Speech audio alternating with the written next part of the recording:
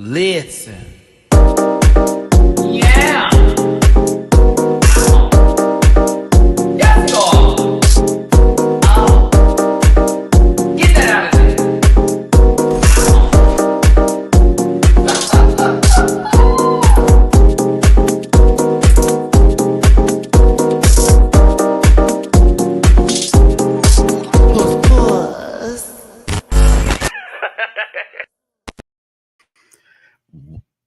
Listen, hold on, because we had issues with this graphic the other day, and now is the graphic showing? Like, what is going on here, everybody? We're trying to make sure this is coming out just right. But hey, everybody, it's your boy Matty-Rants. Thank you so much for tuning in today for another live review and recap, full-on conversation about RuPaul's Drag Race Season 17, Episode 10. This was the villains roast, but I'm going to be real with you. Everything that was happening in the background outside of the roast was where my entertainment was, where my mind was, where my full everything was.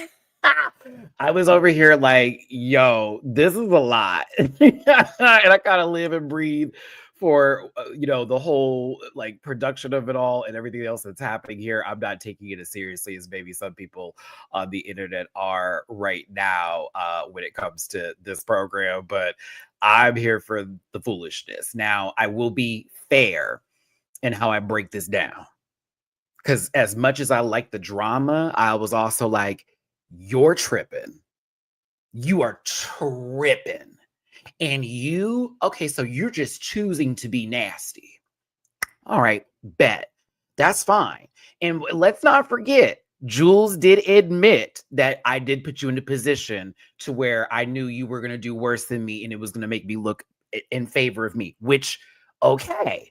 However, it's how it played through the rest of it. So do not, I'm seeing so much online and I'm like, she did admit that she put her there to make herself look better. So like your girl was mad and she could be mad. It was the way it was handled where I was like, what are we doing today? And then Lexi, I love Lexi down. That's my baby. Love her down. I got my Mo Heart shirt on today.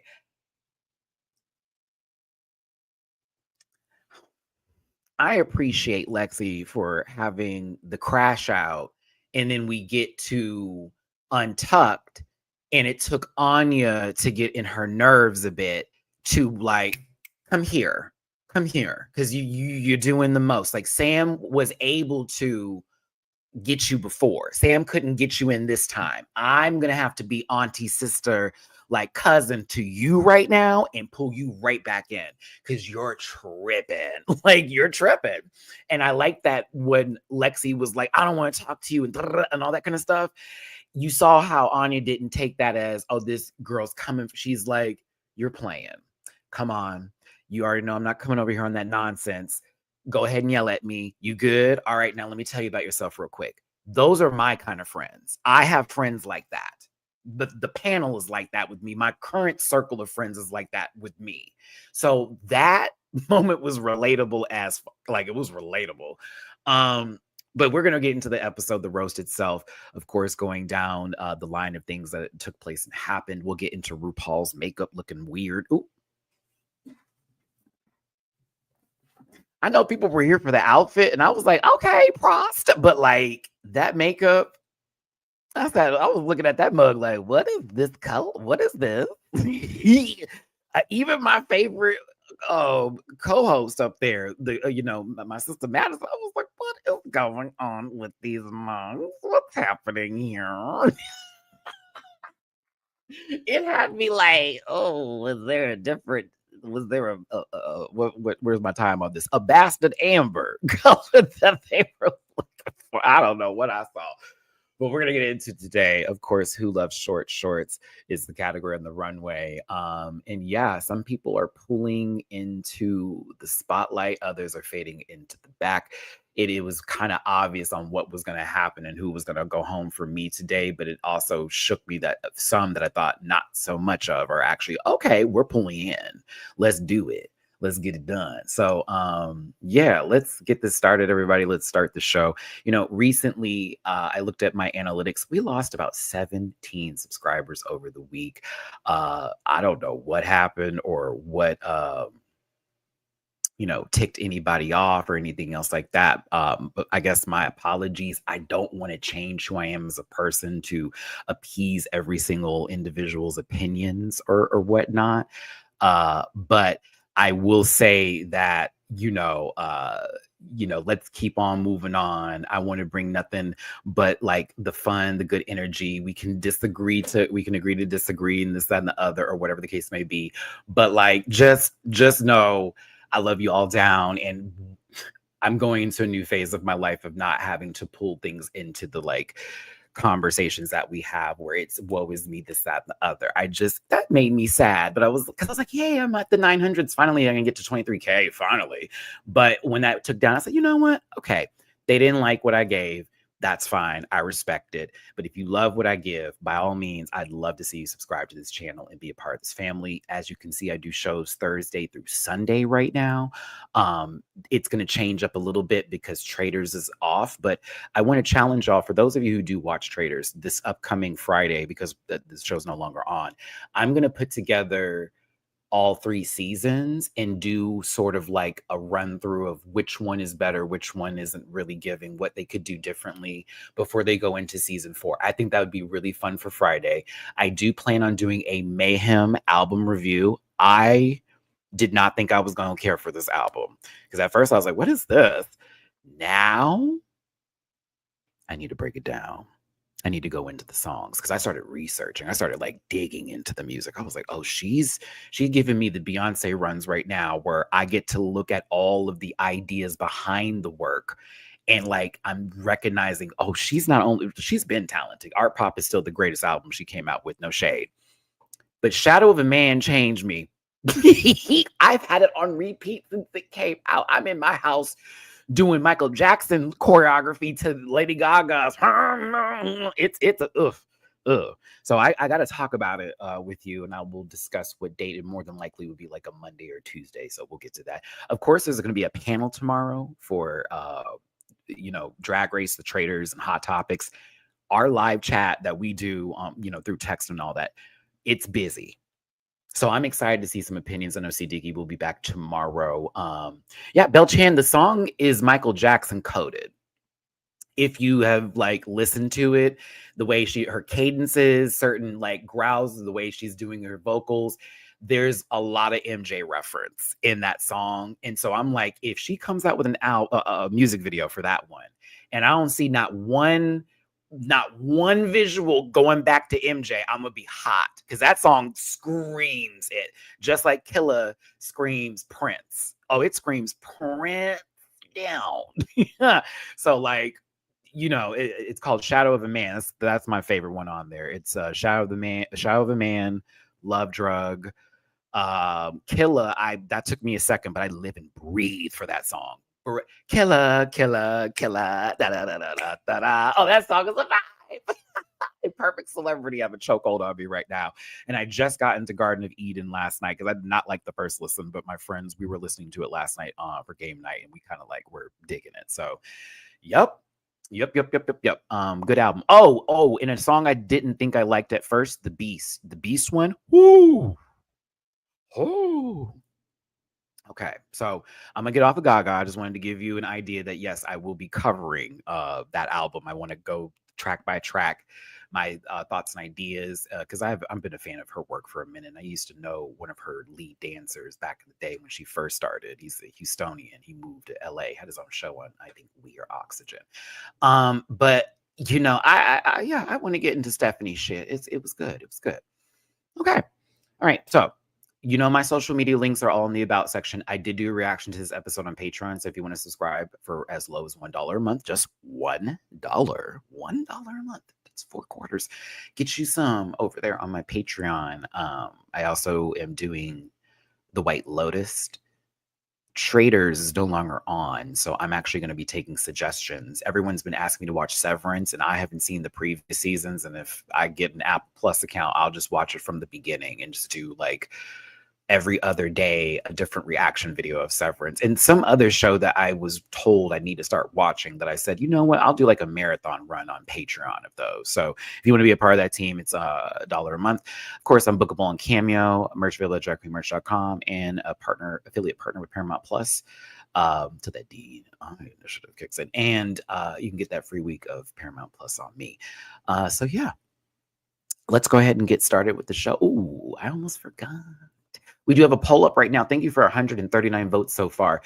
Whew, where are we after this week's episode? Right now, we've got 58% of you said the drama was hot. 14% said Untucked gagged the actual roast. 18% said y'all deserve better. Oh my God. I have nothing but negative things to say about that lip sync. And I find Monet and Dawn to be liars for how they describe, like, I were y'all rushing through your opinions? Because those were bullshit. Oh, it was good. What was? Nobody was on beat. Nobody knew the song. Nobody knew. Like, imagine live and died in America, good old USA, and it's done like good old USA. Like, there's no actual. They did not get the song. Is just not for the giggles. I hate it. Beyonce, you deserve better on here. A couple of our favorite artists have been given, like, who is this and why are they lip syncing to it? Either way, we'll get there, but Untucked was wild. I will break it down. My Libra will be activated, not Ariette's Libra. I don't know what that was, girl. Them scales were tipped today, but thanks for voting, everybody. And as a reminder, and I should post this now because here we go.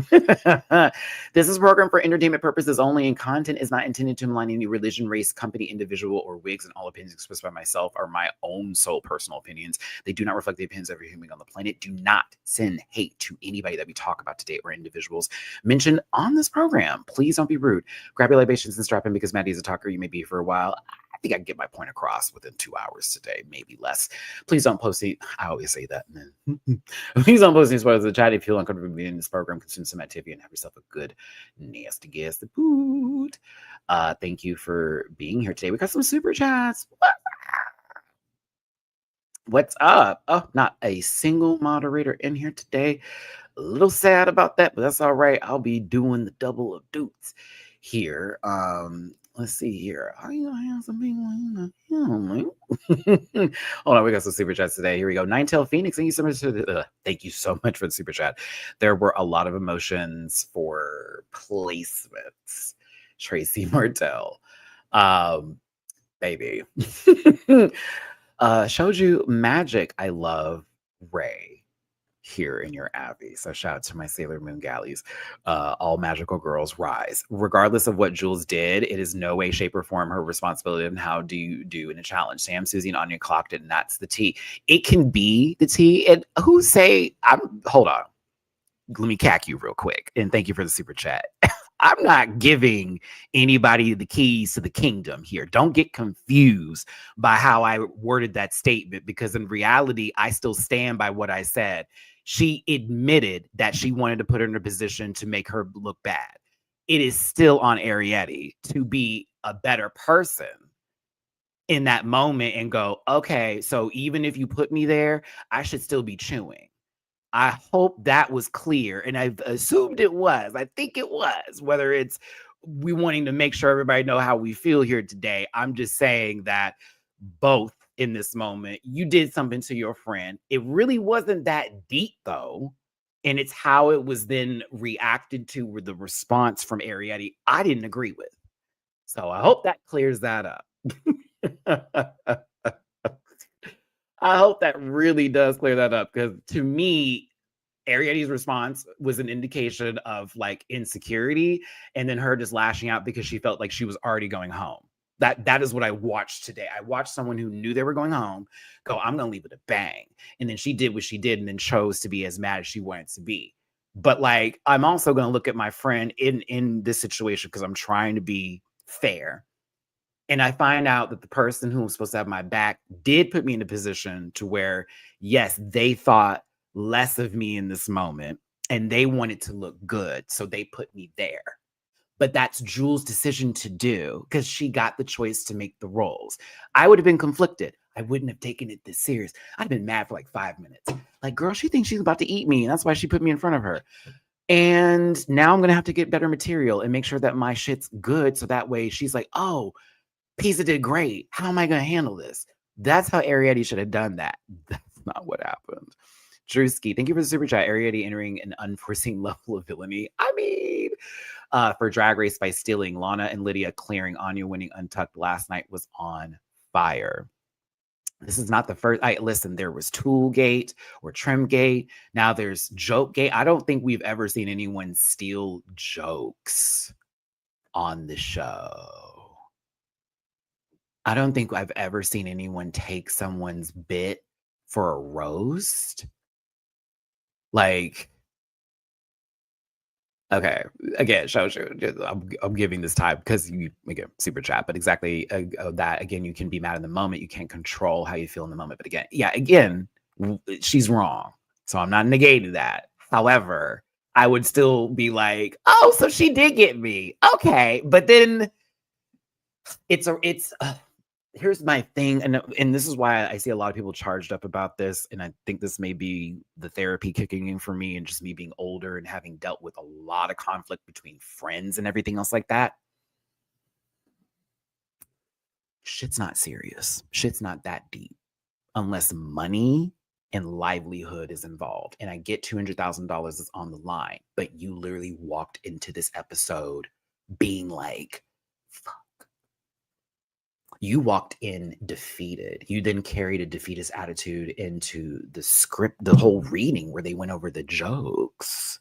You then proceeded to then make something happen to where it would affect the person you were mad at, to then carry it into the next day, to then full on. That's now the moment. And then mind you, Lexi's already feeling a ways, right?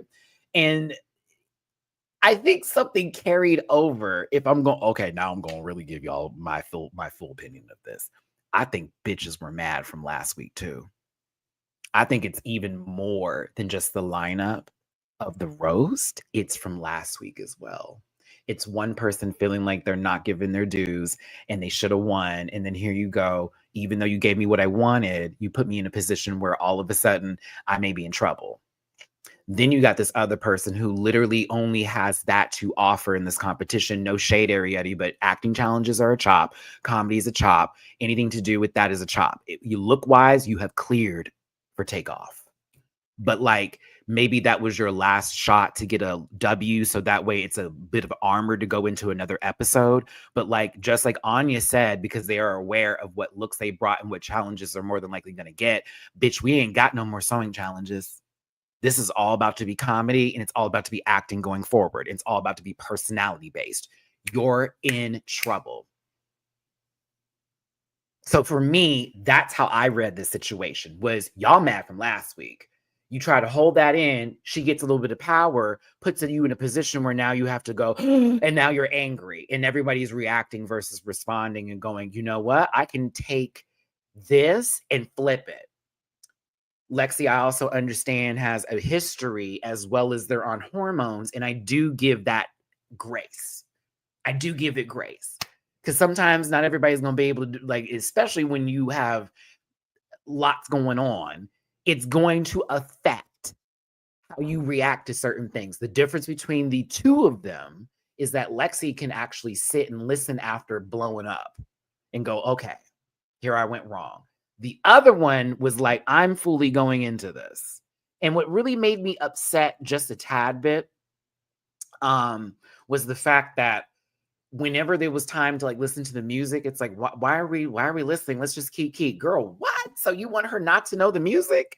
Y'all have to lip sync in 2 minutes. And Heike, you put her in this situation and stole jokes that weren't funny. Like, it was wild. So okay, that's just Matthew, can we get to the show, please? I mean, I am talking about the show, but like so much of this episode sat on me like, this is crazy. I lived. But it was crazy to see how one person tried to make sense out of something where it was like, you really don't have shit to talk next. And the other one was just mad because you were just mad. You were just being mad and you wanted to lash out on her, and then it is what it is. So personally, yeah, yeah, yeah. But a lot of the conversation around the show where it's like, I fucking can't stand and all that kind of stuff. Hey, now, Tamcar, now we are never too old for anything. And I recognize this now. Now, I'd love to say that is a real statement because I like to use it all the time. But in reality, we are never too old for a crash out, and we are never too old to lose our emotions. And not everybody is on the same page, the same steps of the road. I feel you though. I feel you. But like, I have to be fair because y'all have seen me crash out on here, high key. So like, I'm not gonna sit here and go, I totally agree. Yeah, but I'm like, I feel you because I want to be like that. Like, I need to be a grown ass man right now and be like, what the fuck is going on? What you mean? What's wrong with me? But like, I can't do that because like Lexi has been spiraling. And for me, I think that last week, the tipping point. This week, it's one false move, and it was like, oh, sorry. Oh my God, y'all got me talking today. I'm sorry. It was a good episode. I did like it. This season in general has been fun to watch for me because there is a lot happening. It's not just, it doesn't seem like everybody's holding hands and everybody's like good friends and we're like and all that kind of stuff. I don't want that, but I do want people to be honest and real. I do want people who, even when they're wrong, to tell me how they feel and to be angry and to lash out. That's why when Arietta's popping off, I'm not mad at seeing it. I think she's wrong, but I'm also like, let it out, girl. Tell me how you feel because I'll correct you. Or you could say, you can't correct the dog. Okay, then you can't be corrected. But here you go, ass. Yeehaw. You know what I mean? Like that's what I'm taking from it. Take me there. Because it can't always be where the biggest, what the six best friends that anyone ever had. It's not always going to be that. So in friend groups do get into it sometimes. So that's a reality. Shows you, man. Thank you, baby. Oh yes, no shade to you at all. I agree completely. Yeah, like like even if we weren't like fully on the agreement level, it's still whatever you're saying does fucking matter, and it actually does apply to the situation. So never lose how you feel in these moments. Just don't take it to a point where you have to get so argumentative that you lose like the actual argument, or you need to get physical, or you need to get to a point to where it's now you got to insult somebody to feel you have made your like, I guess, your way through it. It's like, that's so annoying. But all right, let's get to it because to be fair, there are going to be a lot more points in here that we focus on versus going through the episode, which could be a lot quicker. So if you did want to drop a little love in my jar for your boy hosting with the most in today, it would be really awesome, blossom, awesome. Please and thank you. It's paypal.me/Matty-Rants, Cash App, $Matt924, and Venmo Matty-Rants. Shout out to Darnell earlier this morning. Was able to get to the grocery store today. Thank you, friend. And also to the lady at the cash register with the wig. God bless you, sister. I hope you have a good day. We had a nice giggle after that man put you through the work trying to find a coupon for some pork that had to be a digital coupon, and he didn't understand to download the app. And my sister was losing it, and I was like, woosah, woosah, girl. Like, it's gonna be all right. Listen, he don't know what a phone is, and you just want to make it through the first morning shift. So hiya. But I hope I put a smile on your face this morning because I had her laughing because I felt so bad. I was like, ooh, it is 8 something in the morning and I know she's over it. But yes, you want to drop a little love, PayPal, Cash App, Venmo, it's all available. But really, that thumbs up button is super importante. If you wanted to subscribe, it's even more important. Let's get back to the 900s again. And leave a comment after this video. I'd want to hear your thoughts about this episode specifically. Go in if you feel like it. I normally read all of the comments on Monday through Wednesday. I normally don't read anything except for when my moderator comes in and does the timestamps. And then I just leave because I'm like, I can't look at anything. It's going to affect my opinion. It's going to affect how I feel. And then I catch all through the week and I sort of get my hearts and go through everybody's comments. And I can't heart everything. Some opinions, I'm not deleting anybody's shit now. But like, I can't heart all the comments. Some of them are like, oh, that's a little mean.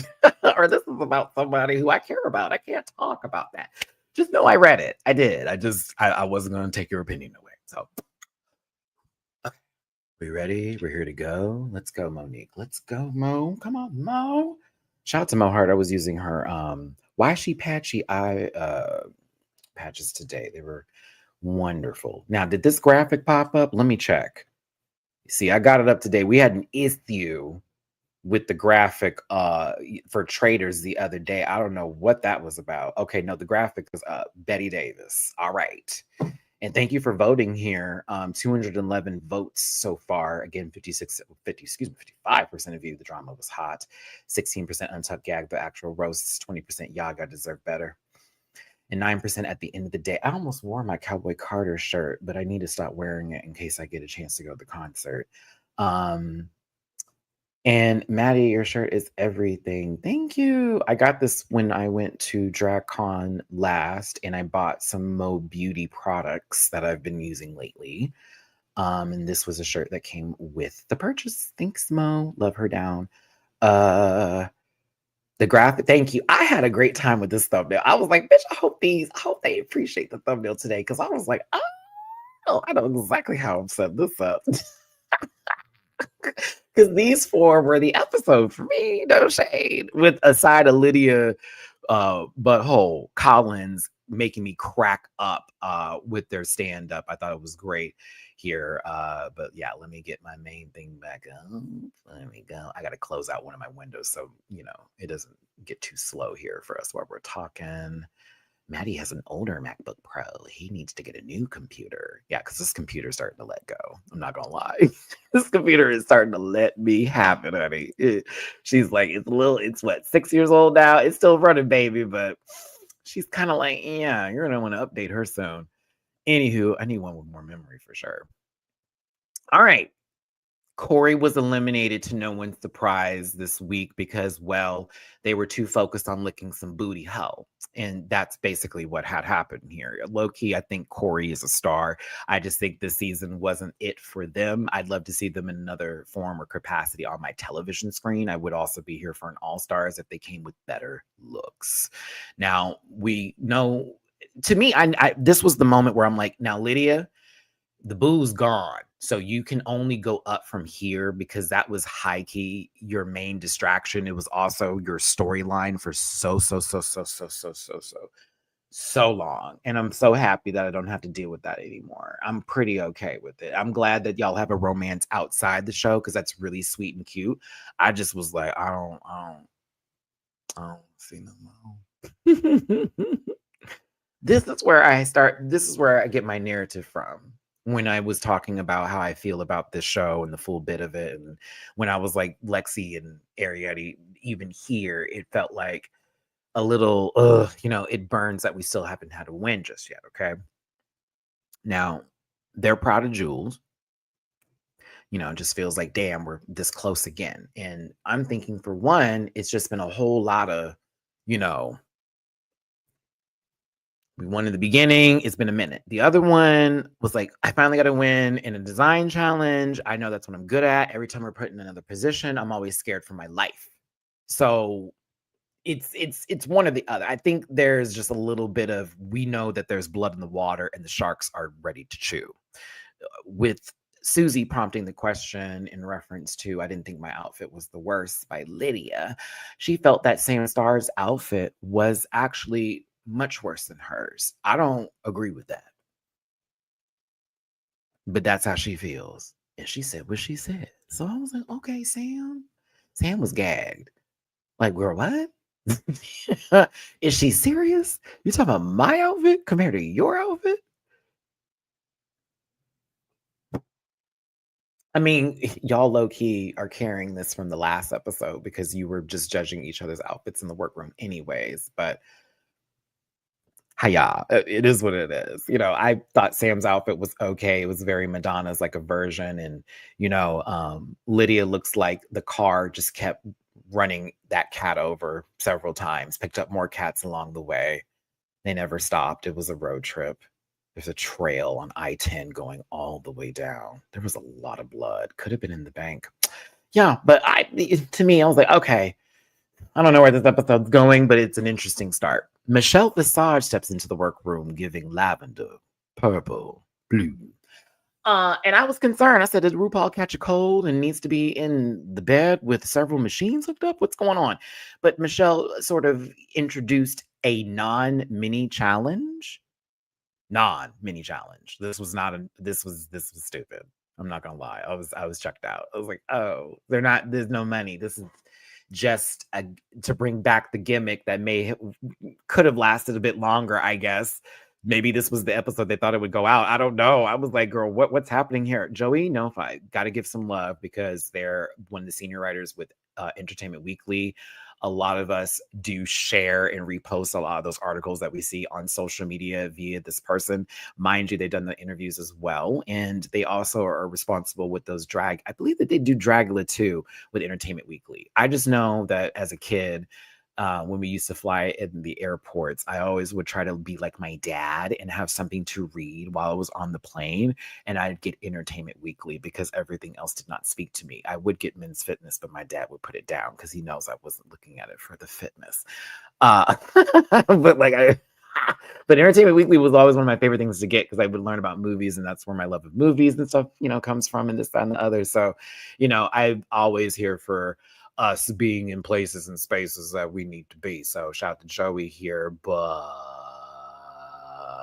this was sort of like a promo for the interview that he's going to do with Michelle, and also like an introduction to be like, hey, this is that one queer that talks about the show from that one magazine that none of you hoes is actually reading because you bitches are too young now and everything's on the fucking internet, and you should get the paper stuff because it's cute, but also save our earth. So yeah, this was like everyone dropped. They asked a question, none of it was right. Bruno wore some shorts that were too small for them, and people got wet. Good for them. Some needed a bath, apparently. Michelle got her revenge on Arietti. I also found it funny that Arietti went last, and it was also the revenge because Michelle got dunked by Arietti to save them, but then Arietti still went home this week.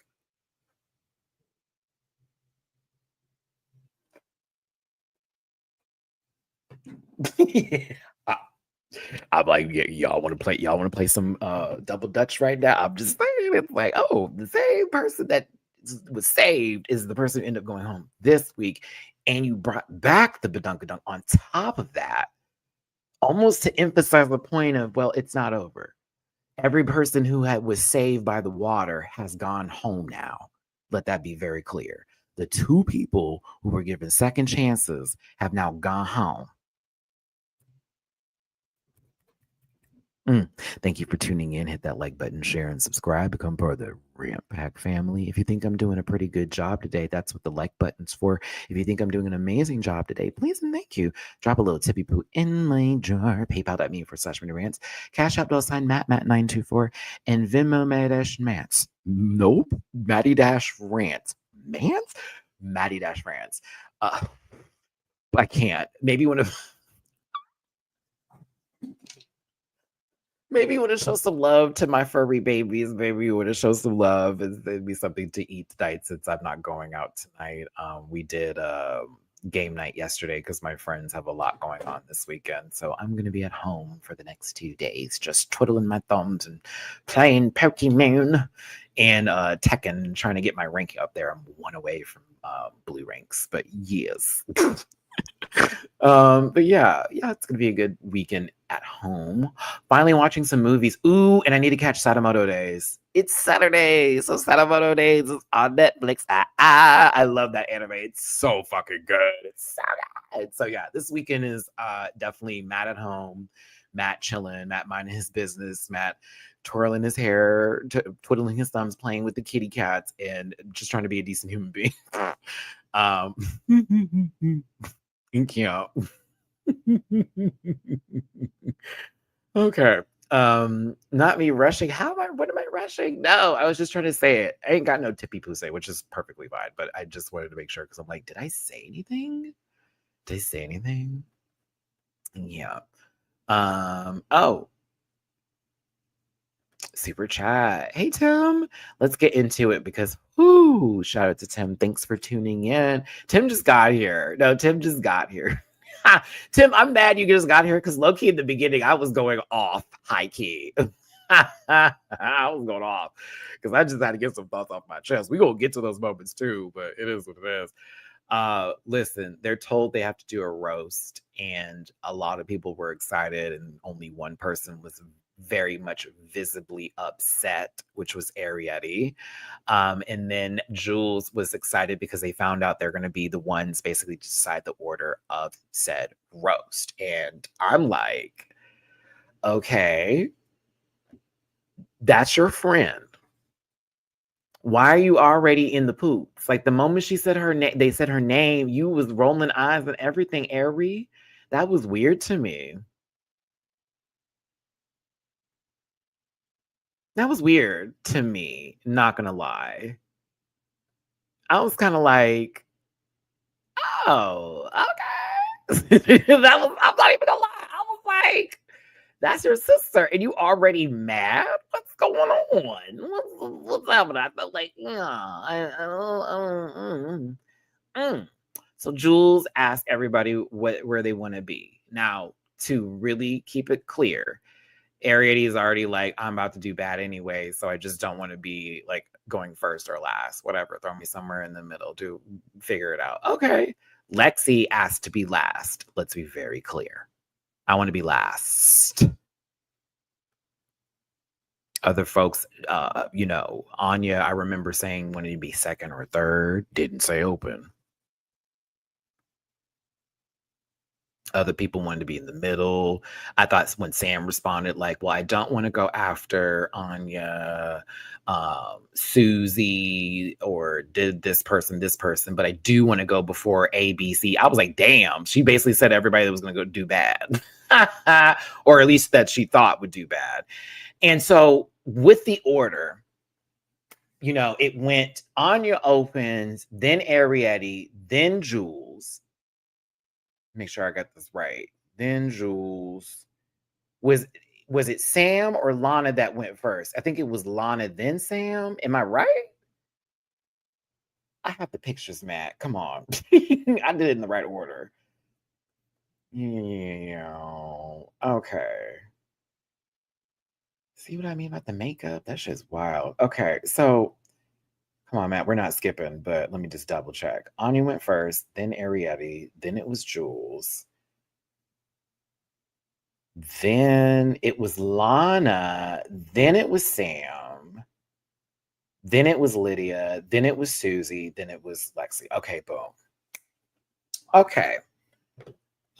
So let's be kind of real. Everybody really didn't get where they wanted to go. And then the people who got what they wanted, honestly, were kind of like upset about it just based off of where the rest of the lineup went. So it was a little crazy to me.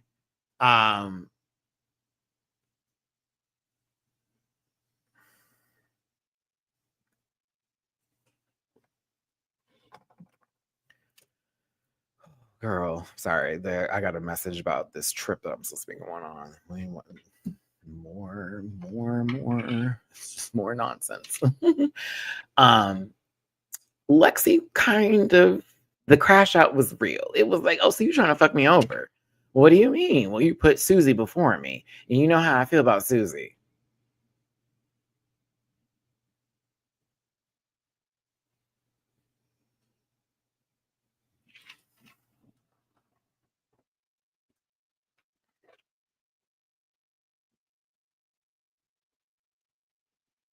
Huh?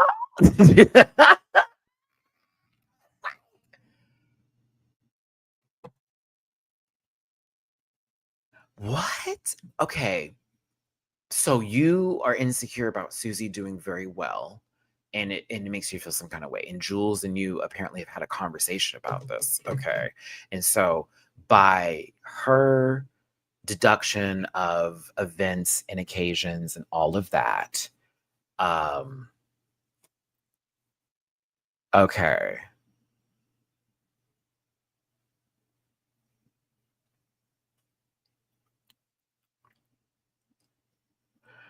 Okay. I'm sorry, y'all. I was looking at because they got us the flight itinerary because I had to pay that this past week, and my friend did a very smart move, and I appreciate him.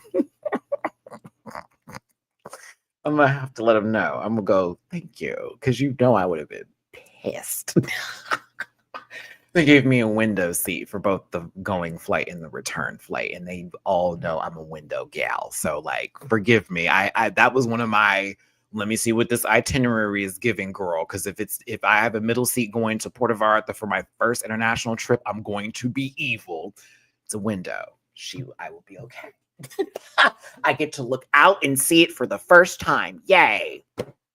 No, I haven't gotten it yet. I have to get it this week or possibly the beginning of next week before it gets like really close to the wire. I don't know what I'm supposed to do, and I'm a little overwhelmed by the process because I don't have a car just to go everywhere. Like they're like, go to a passport office. I'm like, I do what? I'm supposed to do what? And it's got my nerves really bad. But I got to this week. I've got to get it. I have to at least fill out the paperwork and go ahead and pay my fee because it's not supposed to be crazy. But yeah, I just got to figure that out. I feel like lost in the situation, to be honest with you. It's made me a little upset. Sorry. It's been one of my things that's been upsetting me the last couple of days. It's like, I don't know what to do. And I keep on reading stuff online that says do this and then do this and then do.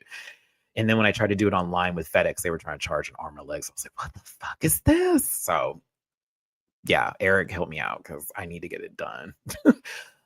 Let's get to this episode though. Sorry, y'all. The ADHD. Thanks for being here. Drop a tip. Let's go. So, like, someone told me I can go to the post office too. Poobies. Okay, I'm gonna figure out this week.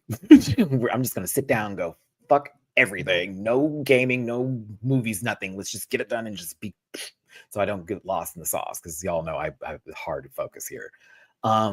Jules, stand in your decision. You are not wrong here. I thought it was crazy.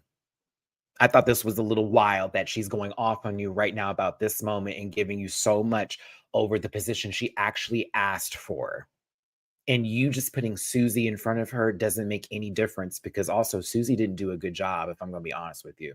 And it's not that Susie's jokes weren't funny. It's her cadence was dry and blah. It was like dry and blah. I was like, okay. But it's Arietti already being in their feelings about the position that they're in at this point in time right now. And like developing like the plot of like Jules is out to get me. I thought that was crazy. And I love Arietti. Arietti's been one of my favorite people on the show, to be honest with you. And I'm here for my Libra sister. I'm not here for how this went down. Because it's like, girl, what you mad about? Nothing. Really nothing. I mean, she did get you, but like Arietti, no shade. I don't think you would have exactly saved her either. I don't think you would have really returned the favor. And I think if what you did was put Jules in a position to where maybe somebody before her would have given her the run for her money, I don't think Jules would have taken it as deep as what was going on here. I'm just gonna be real.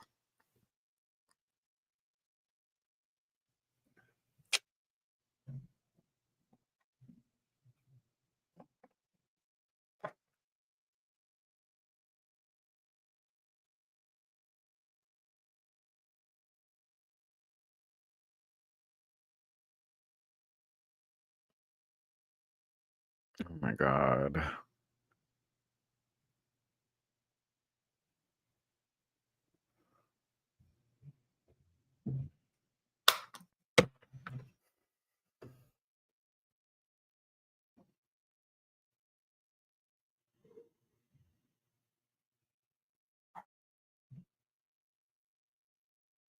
I'm sorry.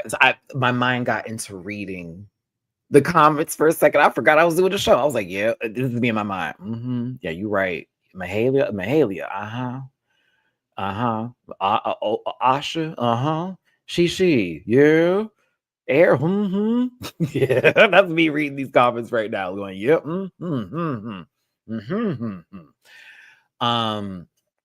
Let's talk about this part right here. And thank you again for tuning in. I am going to say drop a tip in my jar if you feel like it. I feel someone just pulled a piece of their hair out. I'm going to keep on saying it till I get one. But thank you. Whitney Cummings is there. I don't find her funny. That's just my taste in comedy. I don't find her hilarious at all. I didn't find the show that she had on NBC funny. I don't find anything that she does funny. That's just me. I think the most funny thing about her is her name, and every now and then a good joke, and that's it. But I not for me, not for me. I also remember some bits that she used to do back in the day. Mala, and so I thought it was a little weird that she was on the show because I remember some things that were said back in the day that were a little questionable from her, almost on a Jerry Seinfeld level, but I'll be quiet. So I was like, okay, Matthew, we're here today. She was available as Ninetail. I think that's what it was. I think something about that was like, okay, that's me where I'm like, like, didn't you do something that pisses me off now? She's like Amy Schumer in a funhouse mirror and with brown hair. Both equally terrible female comedians. There are a lot better women comedians, to be honest with you. Loads better. Jessica Kirson, for one. I like Jessica Kirson.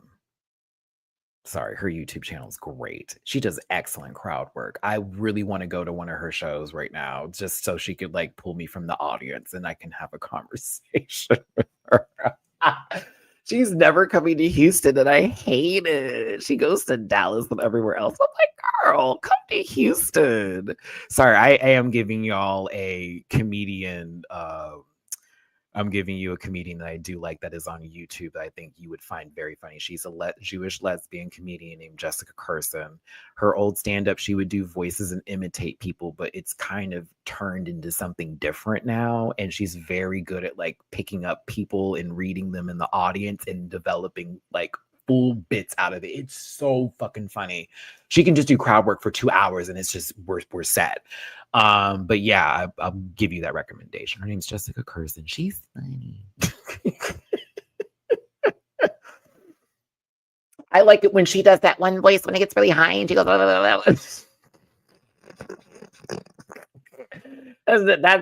the voice.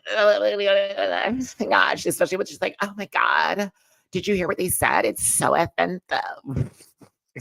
I don't know why that shit makes me holler. You know who else I like too? And she has a show on HBO as well. Is it Bridget? What's her name? She's a little tall, little big lady. She has a really good show on HBO that's honestly super sweet and very heartfelt. But she's, I think, been on this show before as well. I forget her name. Andy Cohen likes to have her on Watch What Happens Live every now and then. I'll remember her name. But TW, thank you so much for the super chat. Thank you. Appreciate it. To be honest, I think Lexi feels deeply when other people show feeling. Like she piggybacks on people's emotions and then she double jumps off of it and grabs a blue shell and then swims the room. Just my interpretation. I just think that she's volatile in her emotions currently, and especially with things that are happening that she's taking. And is that Bridget Everett, I think is her name. I do like her, Drewski. Yeah, I think that's it. It's a little bit of column A and column B. It's a little mixing of the medicinals, if you will. It's a little bit of a head high and a body high, having a full interaction sometimes with her. So that's where I'm trying to give her a little grace, if you will. I just appreciate her for at least apologizing. I don't like it when people do this thing where it's like, okay, you have only one time. And it's really the petty stuff that they're arguing over, which is why they're able to like get over it very easily. But it's she always does this thing. And I'm like, yeah, because some people are emotionally driven and they're not very good at possibly just breaking down scenarios maybe like you do. And a lot of people who are on the spectrum can break down things a lot better than people who say aren't, like, because y'all can compartmentalize a lot of shit. You know what I'm saying? And then other folks, it may not be the same. Sometimes it's not even from the spectrum or even off of it. It's completely just you're a different person than the other person. You know, maybe that's your like, oh no, you can never do something like that with me. For me, shit like Lexi's, what she's doing, I wouldn't lose a friendship over. Jose, that's exactly the show I'm talking about. Somebody Somewhere with Bridget Everett. I love that show so much. I have cried immensely to that show. I've also laughed my ass off, but it's such a great show. I'm glad it's still on the air. It's a very, very sweet show. Very sweet show. Deborah Wilson too. Bring her in, Stephanie. Deborah Wilson is an amazing comedian, also excellent voice actor. But yeah, to me, like you've seen me, I'm a Libra. We like to be in balance. We like things to be perfect. We are also extremely judgmental. We are considered the liars of the zodiac sign, but to me, that's just a lot of the anger that Dooley as a Taurus brings on to me because Tauruses are so mean. They're not, but most of the Tauruses I know have been very mean to me. But I'm also a Virgo rising, so I'm about being critical at the utmost. I'm about being a perfectionist. I like to make sure shit's done. I'm very critical about how things are happening. I want to make sure everything's perfect. I'm also like fully like lost in it, if you will. But then I'm also a Gemini moon, and the emotions are fucking real with me. I'm a pop off. Sometimes I forget that I'm popping off and I'm just going off of emotion and like, okay, so she made me mad. Now I'm about to make her real upset. And then I have to bring it back in. No, Keanu, Dooley just makes fun of Libras like every chance he gets, and then he plays like he doesn't do it. And then I go online and he like literally drags us every 5 fucking seconds. Every second we get. But then when he gets with y'all here and tries to act like he doesn't do that shit, that pisses me off a bit. Because I'm like, girl, you do take every opportunity to drag us. Because you're the astrologist of the group, apparently. So it'd be like, girl, anywho. I was raised with a Taurus. I know how y'all operate. Don't do it. Y'all are wonderful people, but you have to be as right as an Aries. Y'all are just as hard-headed, if not more. Very much. And you're always right. Always. You're not, but you're always right. Oh my goodness. Mixie Vaughn. What's going on? Hey, Batty. Getting ready to go out for the day, but wishing you the best. The drama of the season has been great. It has been. Shout out to you. Shout out to you. Again, shout out to sources. But y'all know y'all I'm talking about. Y'all hoes always right. And you're not, but you always right. So it's my entire family is Aries and Tauruses. I am the only Libra. Me and one of my aunts. That's it. That's it. Everybody else is all in April and May. Everybody Aries and Taurus. All I had was the earth signs wearing me the fuck out. Hated y'all. Y'all were so mean to me growing up. So evil. So harsh. So rude. I'm not even lying. I'm giving you a very good preview of my growing up. Y'all were mean to me. And the Leo that I had in my household, couldn't tell him nothing. Ooh, Jesus. Couldn't tell my brother Aaron nothing. No, my mom was a Gemini. So she'd have wonderful days. Do not catch her on a bad day. Geminis are amazing, but they're also, don't get them on a bad day. They are not to be played with. No, Capricorns have always been one, well, except for that one with the stinky breath and the fucked up teeth in the back of his mouth that try to do me and talk behind my back, that knows if I ever saw him, I'd give him 3 hands up to heaven. Not 2, bitch. More like 3 hands to hell, fucker. But like, I've dated many Capricorns as well as Aquariuses. Those are normally the ones I'm attracted to, but I've also, it's been other people as well. Not too much. I have a Gemini moon. I can talk about y'all hoes. My mama was a Gemini. I saw it in full action. I've seen the twins. I know what they look like. Malad, gotta hit it, but Jules would have been in the bottom regardless with the jokes Ariady stole. Yes. Also, Ariady would be mad no matter where she was placed. Yes. That is all true. That's all very true. Because in reality, I was like, oh, so her jokes weren't even funny. Me.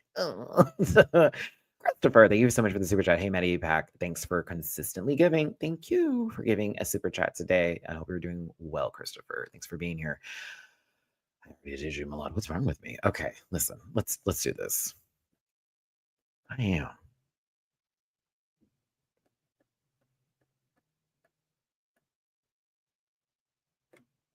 Yes. This is why people are unsubscribing. Come on back. Come on back. Stay with me in my ADHD. It's a good time over here. So listen, Michelle and Whitney are giving, this was actually kind of cool. I prefer this sort of like we're, doing a workshop moment, hey, what do you got? Tell me what it is. What do you want out of this? Again, Ariady was like, I'm not going to do well. So, and it's kind of like, I also thought it was funny when Lana so badly wanted to be like, well, I'm kind of quirky and kind of this, that, and the other. And Michelle's like, what a, huh? Like, you don't give none of that.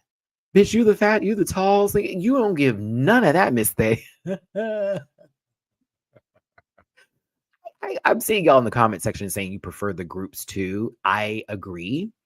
And you saw Wild Card how that stopped somebody from creating a narrative around themselves that was not true, that could have led into a conversation on stage. And instead it was shut the fuck down. And it was like, oh girl, she's playing a game here, bitch. She not like all that. I thought that was crazy. But Susie talking about how her jokes are too cerebral and too smart, and it may go over some of the girls' heads was a gag. Hey, she. Couldn't be me. Couldn't be me. Couldn't be me. Couldn't be me. Couldn't be me. Couldn't be me. Couldn't be me. Couldn't be me. Wouldn't have allowed that to walk any further. I wouldn't have allowed that to go in. Did you clock how I need y'all to really play this scene back because Lexi's face, whenever she said that cerebral part, and she just does the most subtle eye roll and then has to adjust herself like, here we go. Here goes Susie. And she was going to let her just do her do. It's Anya being like, absolutely not. Like, absolutely not. Like, okay, girl, she's full of shit. That's the one. Ain't not one of her jokes ever went past my head. I said, wow. I love how Michelle said, oh,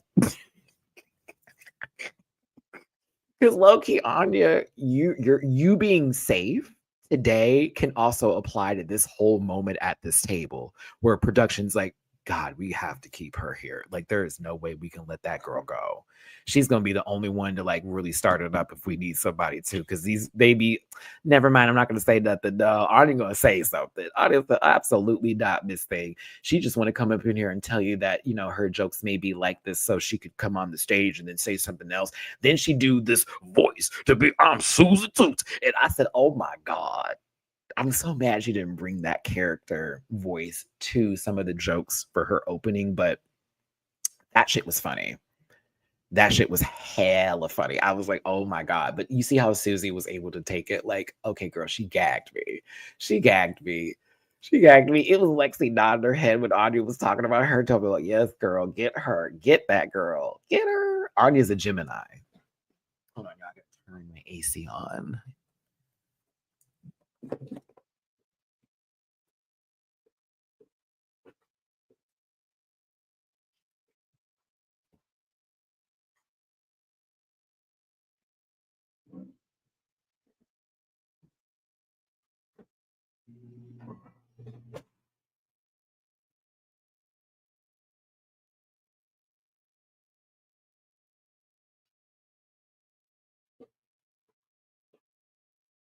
Ah, da, da, da, da, da. Apologies. I had to turn the AC on. I could hear my neighbor's music and it was a little too loud and it was pissing me off. Christopher, Taurus Gemini cusp here, giving Hannah Montana best of both worlds. That was the reference I'm assuming that you would give it. Cameron Wade, my family dynamic is emotional. My mom and older sister are Gemini, little brother and older sister are, whoa, Cancer. My dad is wow, Scorpio, and I'm the only Pisces. Wow. Wow. That's not a judging wow. That is a whole lot of different. That is a whole lot of different in one house, honey. It's a whole lot of different. Go ahead, bitch. Woo wee. Yeah. I cannot believe this bitch stole her jokes. I am entertained. And at the same time, I'm like, oh, really? Oh, that's what we're on? She kind of fucked me over, so I'm gonna get her back. And I'm like,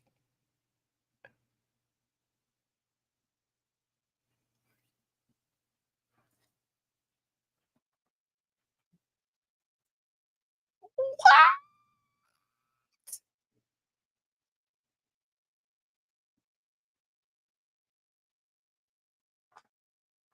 Ain't never happened before. Not on this program. Gagged. I'm sorry. This gagged me. Is this allowed? Clearly, it is. She's already gone home anyways, and it added television.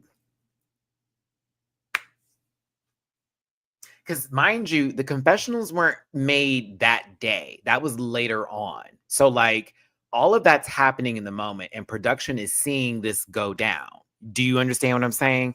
So for them, it's not about we're going to stop this from happening and it's going to be a behind the scenes moment and Ariadne leaves with their head in shame. This isn't fucking House Game of Thrones, baby. Ain't nobody ringing a bell doing that shit. They're going, this is going to be excellent television, and it's going to give an opportunity for Jules to buck up and get her friend who did something not okay. It's going to add people giving their own take on if that's cool or not. It's going to give Ariadne a chance just to make something like you could have taken this moment and she could have turned this into I was absolutely wrong. And honey, this was great.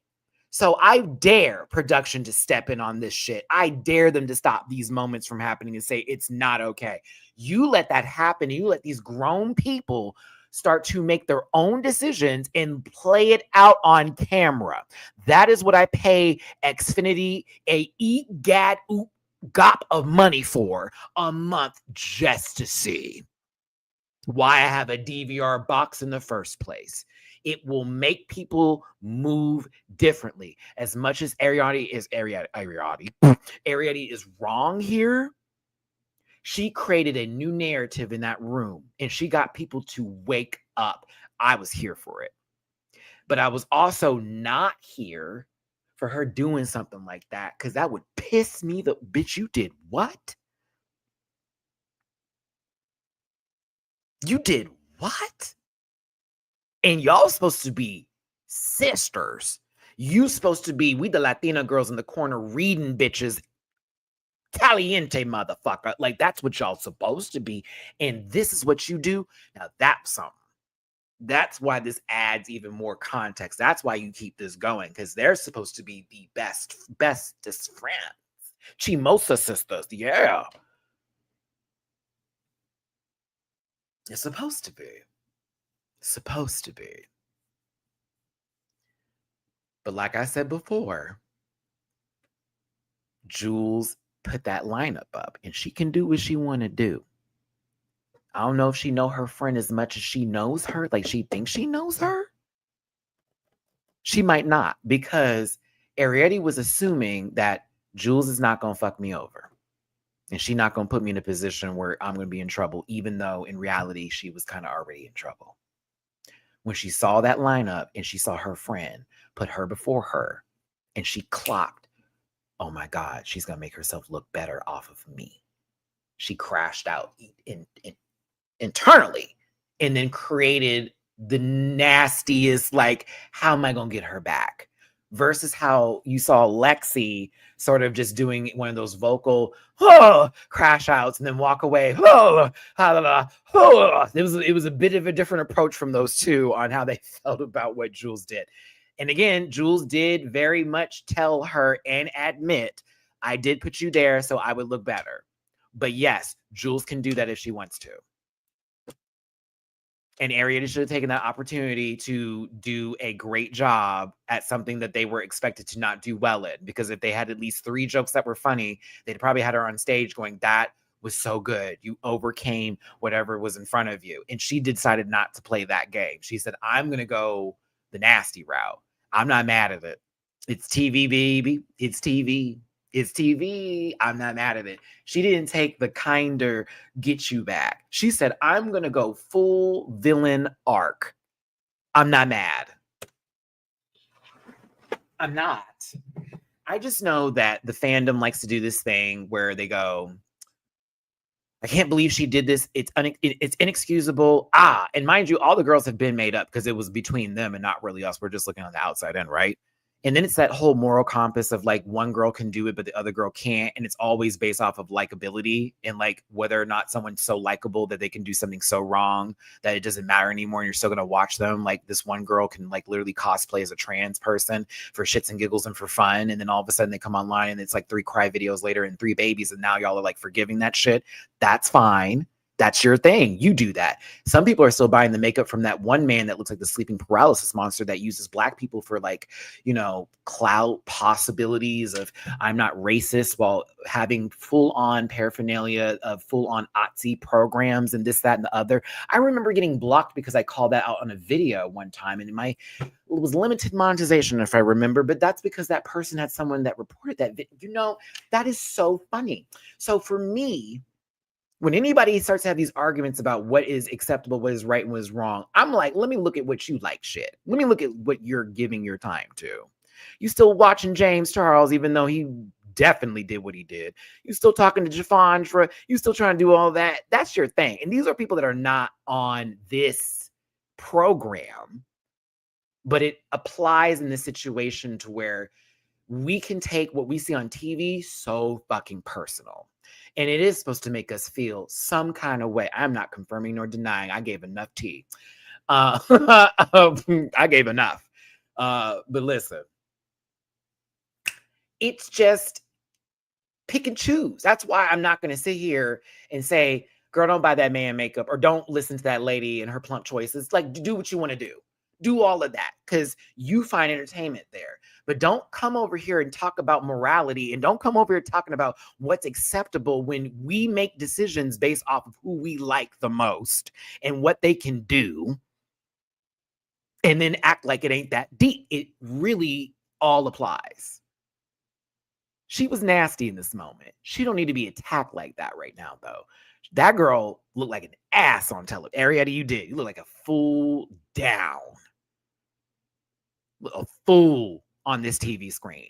But you actually committed to the foolishness, and I'm not knocking it. Thank you for committed to the bullshit. Because they're gonna have to do reunion. If they didn't do one, this would be a waste of all of your energy. Because I also will give you this. Put this episode up for an Emmy too. You have a couple this season where I'm like, you could put this in there. Because I know the Academy would be like, girl, what happened? What? Oh, this was television.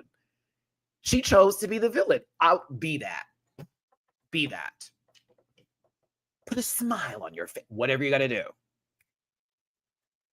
So either way, yeah, I got my rights are up for grabs at a roll. So that's where my like energy as far as being pissed off at people are. Some possible demon infested Care Bear sitting up there having conversations about nothing while looking like there's a little man inside of his head telling him what to do. The fuck? I've seen Men in Black. You do not last with the movie. But continuing on.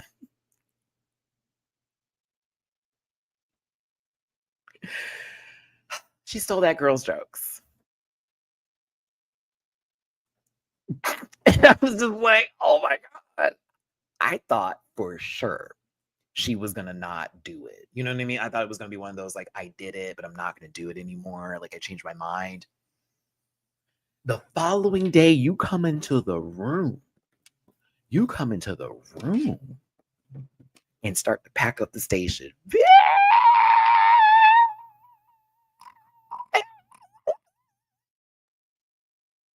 This is so drama. This is so drama. It's so drama. It's so drama. Oh, I was screaming. This is so drama. It's Jules trying to put her makeup on, realizing totally what's going on, but then turning and being like, "Are you packing stations? Are you leaving?"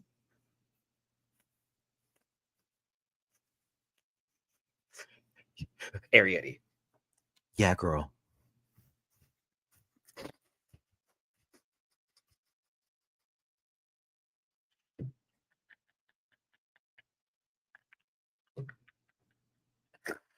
It's like, oh my God. Like, it was so cringe, but in the best way possible to where I'm like, yo, look at me. That was me the whole way. Like, yay. Jules was actually, this is what's crazy. And I think this is why this is so funny to me, is because Jules was taken completely off guard. Like, what the fuck is happening right now? Oh, she's actually mad? Oh, this is serious. Like, it's one of those, oh, damn, they are mad. Oh, well, how am I supposed to react to this right now? And it's very, well, you know what you did when you put me in this position and just made me feel some kind of way. That's the kind of game that we're playing. And it's like, Jules, oh, I'm sorry. And Ariane, like, not even speaking to her no more, moving to a completely different station. Yeah, girl, I'm not playing games like that. That's not my friend no more. It's Lana then following up with all the way down there by herself. Stop. This was television. Stop it. Everybody get down. Stop it. This was television. I don't give a fuck what you say. This was so good. I was like, ooh, this is too much. This was too much. It's too much. Because it's like the other half of the room is now discussing it in this small little corner, and like this so you're like, oh my god, that is so crazy. Like, did you see what just happened? Oh my god, they're moving stations. So much is going on. Yeah, it's really wild, right? And Lana is hearing it. It's like, well, yeah. Hold on, let me do Lana. Oh, I got a makeup brush. Hold on, let me get a makeup brush.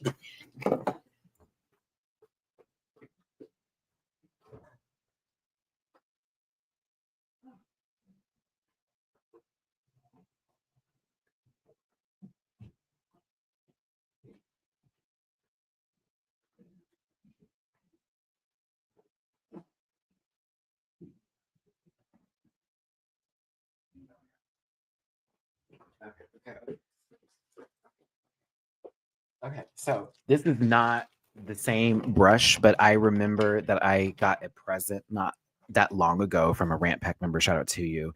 And you got me Sailor Moon specific makeup brushes, and I have very much not wanted to do anything with them because they're gorgine. And Maddie considers them a collector's item at this point in time, so I have them like stored away. But for the purposes of this, I'm going to use this brush. It's way too big. It's totally not meant for the eyebrows. We already know what's going on here. As you can see, I'm getting better with my hand movements when it comes to this. So here we go. And for those of you who want to know what it looks like, that is what it is. Isn't it just so cute? It's so adorable. I fucking love it. But I refuse to put makeup on it because this is nice. Like, she's in the mirror just doing this, right? And they're like, oh my God, I can't believe that she's over there.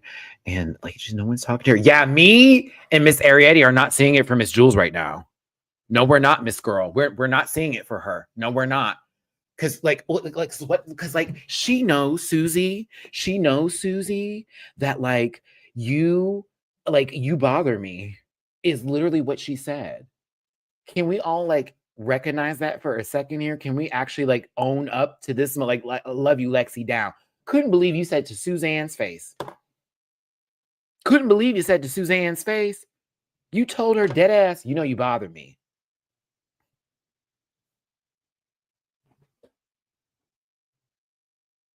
You know you affect me.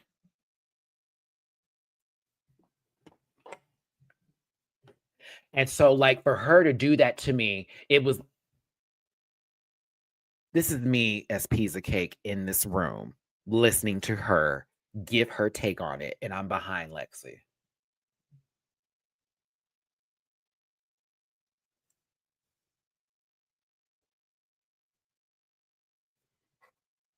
Girl, she has a 401k. What is going on? Literally, I've been like, girl got a what's going on? I would have literally stopped what I'm doing to be like, let me hear you right now for 5 minutes. And you know what? And this would have been me.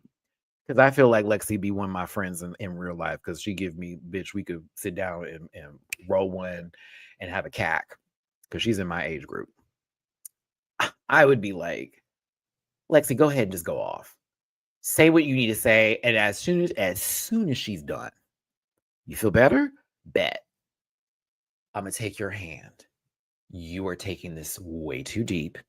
You are giving somebody power who has absolutely none over you.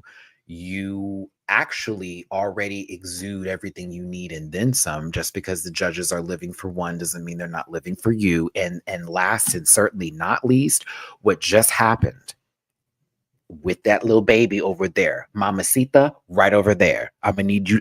You hear me, Lexum? She gave you what you wanted. Susie going before you meant nothing. It meant nothing. I'm Anya in the room. As much as y'all know, I like to have my own moments of foolishness and forgetting that I'm in my late goddamn 30s. There is some like, okay, so what's going on? This isn't Raider Queen anymore. Like, what's happening here? Do you hear what I'm saying? Like, it is. I get her feelings, but I'm going. You know better. Like, you know better, and you're allowing whatever is happening inside to really spew out your pores. And I fucking hate that for you, Lexi, because you're one of my faves this season. I'm not going to turn my back and go, you have lost me, because I know all about a good crash out. Honey, I'm one of 10 children. One of 10 children. If you've met my mother and honey, I've been done that. You can crash out in front of me, girl. I ain't never gonna walk away. You can't. Just trust me. We gonna be all right afterwards. I know what it looked like. But like, there are the times when there are people who need to just simply take a breath. Take a breath. Please take a breath. And then really reevaluate. I think because it's been a long time there and there's been a lot of girls in this competition, there were 2 people that were saved for fuck's sake. They've been there for a while. And they're not there weekly, but this is like a chamber, excuse me, it's a, what's the word I'm looking for? Pressure cooker situation. So Mama's on estrogen. Mama is also, again, like she talks about her former addictions and this, that, and the other, while you're taking something that is going to affect your emotions. I'm not giving anybody an excuse. However, as somebody who has taken antidepressants before, and I know a complete difference in how I felt and how I reacted and responded to things, that shit will fuck with you. And I'm not saying she's on antidepressants, but I'm saying things that are that will change your mood. And I know some of us are watching this like, well, Matt, it's TV and we don't, it's okay. I receive you, where it's like, that's not for me. It's like, that's no excuse. I'm not taking nowhere near you. I'm not taking none of that from you.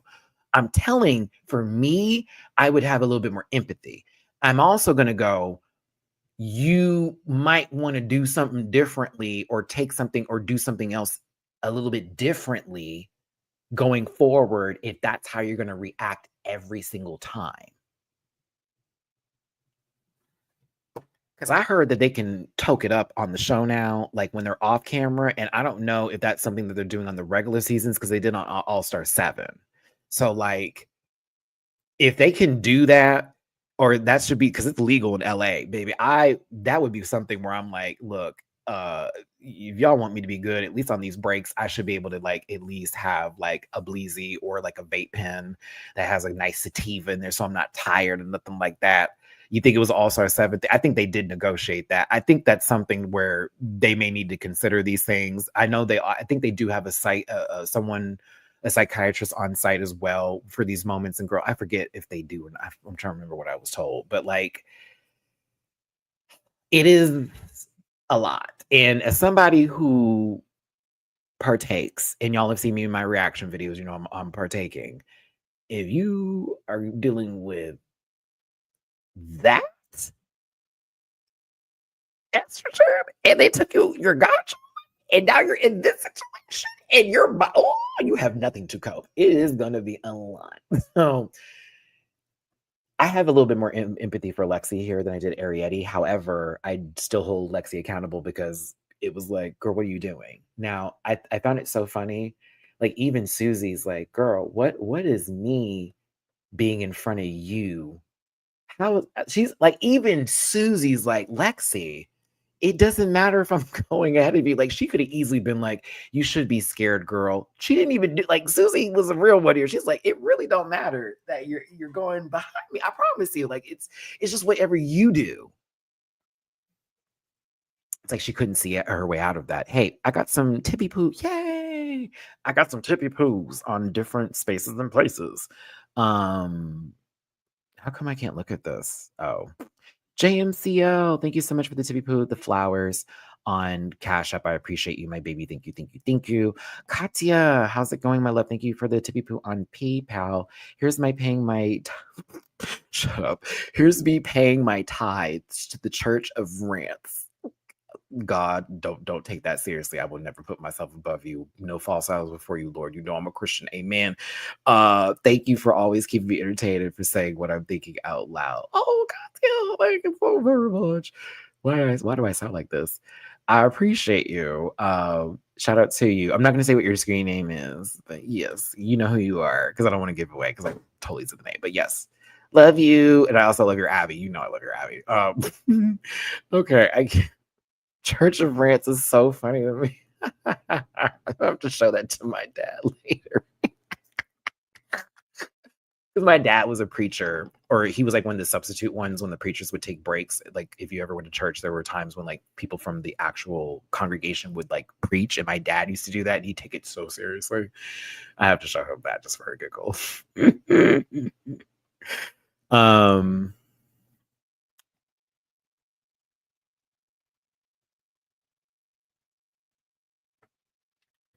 Okay. Yeah, Lexi was having a moment.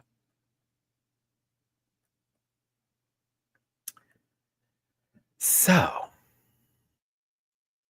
they check on Jules. I love baby. Not the black women coming to check on. I'm just playing. I'm playing. I'm playing. What religion am I? Randall Hall.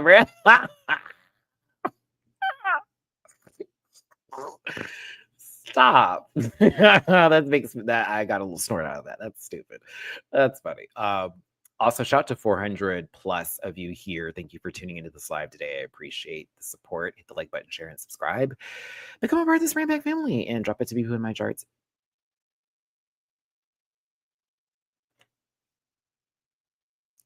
What did I just say? Drop a tippy poo in my charts? Did I just say that? Drop a tippy poo if you feel like it. Please and thank you. Appreciate all of you for being here today. Hey, Alethea.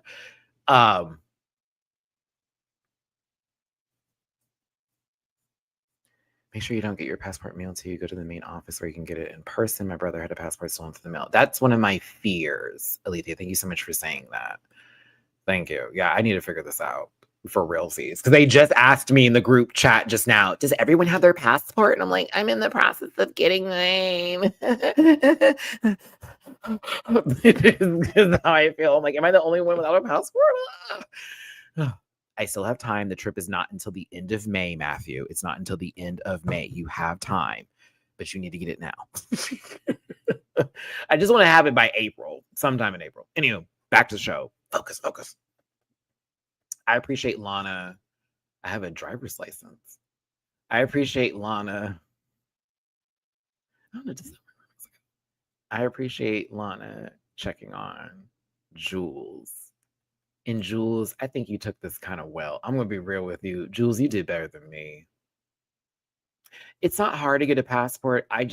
When it comes to paperwork and anything like that, Louise, I have an actual anxiety around stuff like that because I overthink it to the extreme level of, did I put that down wrong? Did I do this? Did I do this? Did I do this? Did I do this? Did I do this? Like, all that, kind of stuff. So it just, like right now I had the money to get a passport, and because like I had to like pay a whole bunch of stuff, I don't have like this. I'm like kind of like freaking out about it a little bit, but I'm also like I gotta get it done, and I don't know. It's like I'm getting anxious to talk about it. So let's get back to the show. I gotta do it this week though. Got to get over the fear of I'm gonna fuck this up. That's kind of where it's at. It's exactly how I feel. It's weird. Okay, but it shouldn't be long. It takes 4 to 6 weeks for it to work, and that's why I need to hurry up and just do it now. So yes, and my friend just posted a very message that made me even more nervous. Like, you need to do it now. Oh my God. Okay, Jules, you handled this. You handled this well. I was proud of you. Because to me, you didn't do nothing wrong. You really didn't. And I know that you were upset that you hurt Arietti's feelings, but I also was kind of living for the fact that you're like, I don't need to apologize to Lexi because I gave Lexi exactly what she wanted. So why is she gonna be pissed off at me for doing her a favor? That makes not a lick of sense. And then, but it's Arietti being like, but you know what you were doing, and you were basically trying to like, hurt me and set me up to go home. And it's like, well, Jules said, hey, I did put you in a position because I felt like I could do better than you. And I apologize for doing that to you. Like that is what Arietti was getting at. But it is how we're handling this on one person's side where it's so like, I can't believe she did that to me, where it really wasn't intentional to be malicious. It was just to make sure they would be good because we're in a competition. It's wild. Wild.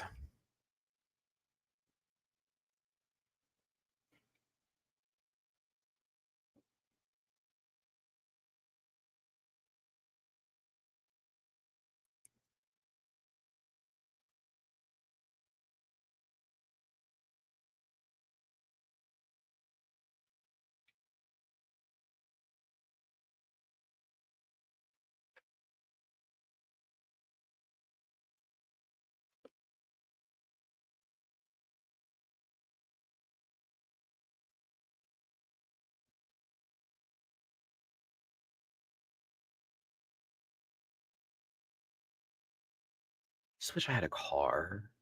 See, this is why I'm really upset I don't have a car right now, because if I had one, I just would get in the car and go to the office myself. La la la la la. Like, I have to then depend on like an Uber driver. And then what if I miss paperwork and I gotta go home? I want to cry. That's kind of where I'm at with that. We got to focus though. Come on now, Matt. Come on, come on. This is the actual issue. I just need to focus here. Jules wasn't wrong in this moment. Anya stepping in to defend her, I don't find that to be an issue. Many of other times girls have had something to say where they're like, let me speak on behalf of the other. It's also Jules was being really sweet about this. I think that's where Anya was kind of like, I can't do this no more. Because it's like, girl, y'all keep on coming at her hard. She's not responding the way you want to. So you're really trying to like drive that knife in. Fuck that. You know what I mean? And so that's why Anya's like, okay, y'all still going on about this. It's stupid. Like, what are we doing? Even Susie was quieter. I also found it funny how Susie was very silent when it came to Untucked, but when she was with Anya, had a lot to say with her. But then when the girls got backstage, Susie was quiet and let Anya do all the work, but she could have jumped in on that one too and been like, it's not just Anya speaking up on behalf of her. A lot of us feel like y'all are taking this way too deep. I'll even give Lana some tea to be like, can we just wrap this up? Because it's stupid. Even Sam running up and being like, this is dumb. Like, why are we still doing this? Y'all are not going to be mad about that. Like, y'all need to clock in. Susie was quiet and Untucked, and everybody else was doing the work. But you had everything to say when it was just you and Anya. I need you to start getting a little more in, because even now you're like, I think we need to like drop the drama before we get on stage. And it's like, you can't just tell the room to chill the fuck out after this. I'm glad Arietti did this though. I'm glad Arietti did this. I'm glad Arietti said, shut up. Let us be mad right now. Because in reality, Susie, you just talked about how Lexi going after you wasn't going to affect anybody. So them bitches being mad shouldn't even fuck up your flow. If you're trying to make the whole show go well, you know better. You know that bitch ain't funny. You know that bitch ain't funny. You know that bitch ain't good. I don't like it when people do that. Now, I'm gonna be real with you. I'm all about emotions. Like, if you mad, get it out. Get it out. Don't let nobody play you. Don't hold in what you feel. Like, let's say Arietti and Lexi were going in on Jules, and then later Jules was like, fuck those hoes and da da da. I would have been like, Jules, that's cute and all, but you need to say that shit in their face. Right then and there when that happened, as much as you don't like confrontation, don't come back over here and get your licks in with an imaginary fighter. This is not the ghost character on Tekken, bitch. You're not going to learn combos this way. Punishment training is not for me. You got to do that to her face. You can't play that kind of stuff. And so for Susan's, that's what I'm saying. I'm like, I'm going to need you to be a little bit more in the front if you got something to say. Because I didn't like Anya having to do all the work. And Anya wasn't wrong for jumping in, because y'all still carry that same shit the next day. Now, following into this, Anya is like, girl, you got these bitches shook, and she's gaggling and cackling about it. It's Lexi being like, what's so funny? Because I think that's shady. What?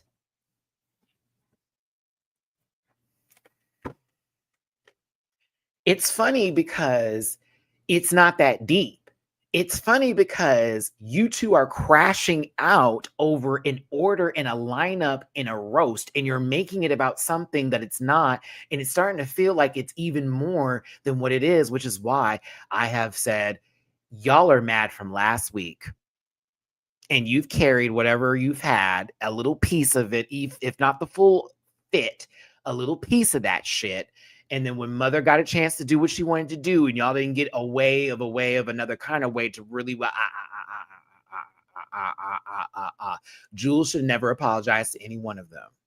The only one she should apologize to is Arietti for the full, I was doing something to put me in a better position, and I didn't know that was going to hurt you as my friend. But she does not need to apologize for putting her in that position, because that position could have helped her be safe. You're in a competition, you want to win. You and Arietti are not going to split that money together at the end. It's not going to happen. You're not Ivor, you're not Dylan, you're not Gabby, and you're not Dolores. So the top four is not going to split $200,000 at the end. That's stupid. We just saw it happen, but that's stupid. Why am I slamming tops? I have never slammed a top. Now tops have slammed me now. Sorry. That's disgusting. No, I'm here for the lesbian. I'm happy that she won. Well, I say it like that, but no, I was happy Gabby won. I like Gabby. Either way, this is just a whole lot of. Now, RuPaul. Hold on, let me go back. I gotta wrap this point up real quick before I talk about them. The workroom moments have been everything this season. Whether I'm happy with what went down, whether I'm like, what the fuck was that about? Whether I'm like, girl, what you mean? Everybody has been doing work, even the girls who went home. The ones that we forgot, the ones that we remember, the mattress. They have really been doing something in this workroom. They have so I can see RuPaul getting an Emmy this season, especially after how Traitors ended this season. I don't know if it's going to go back to them. I'm going to be honest with you. As much as Danielle did a lot of work and there were a couple moments there, the way this show ended was very womp womp. So maybe y'all will get it this season. You might get it this season again. I have things to talk about.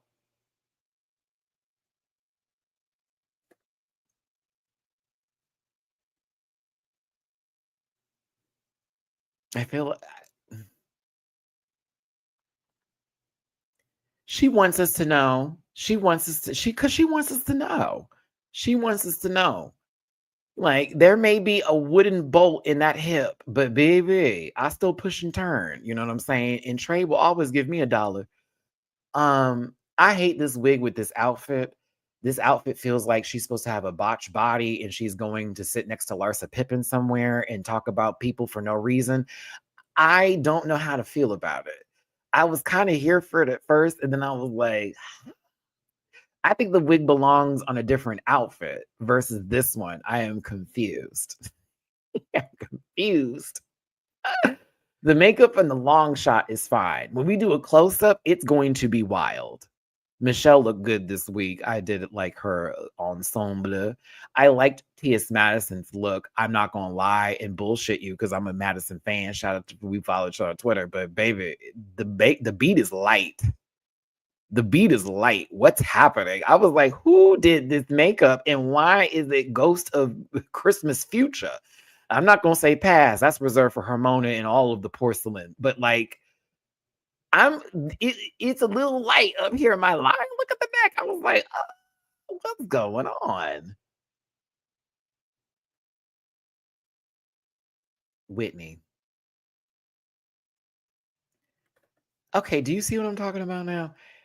And again, RuPaul is amazing. Go on, Ru. Something about this makeup was throwing me off, like bad. And I think it's because there's a lot of skin showing.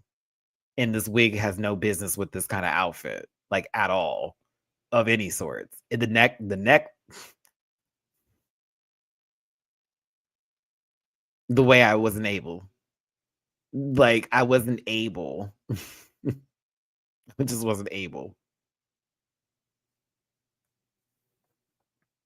I'm not mad if you like this. I'm unable. Like, I was unable. To me, I was just like, this is very interesting. Huh. I was like, this is very interesting. The mole is too big, Natasha. I swear to God, I was about to start scratching at my screen because I thought there was something on my screen, like a little piece of dirt. I kid you not. I am not exaggerating. I'm not. Oh my gosh. Oh my goodness. Let's get to the villains roast. I'll be real. The villains roast was okay for me. There were a couple of really funny moments and a couple of times I was like, okay, but then there were some just, ooh, this is bad. Really bad. Really bad. Thank you again for tuning in. Like, share, subscribe, drop it to be poo in my jar, paypal.me/Matty-Rants, Cash App $Matt924, and Venmo Matty-Rants.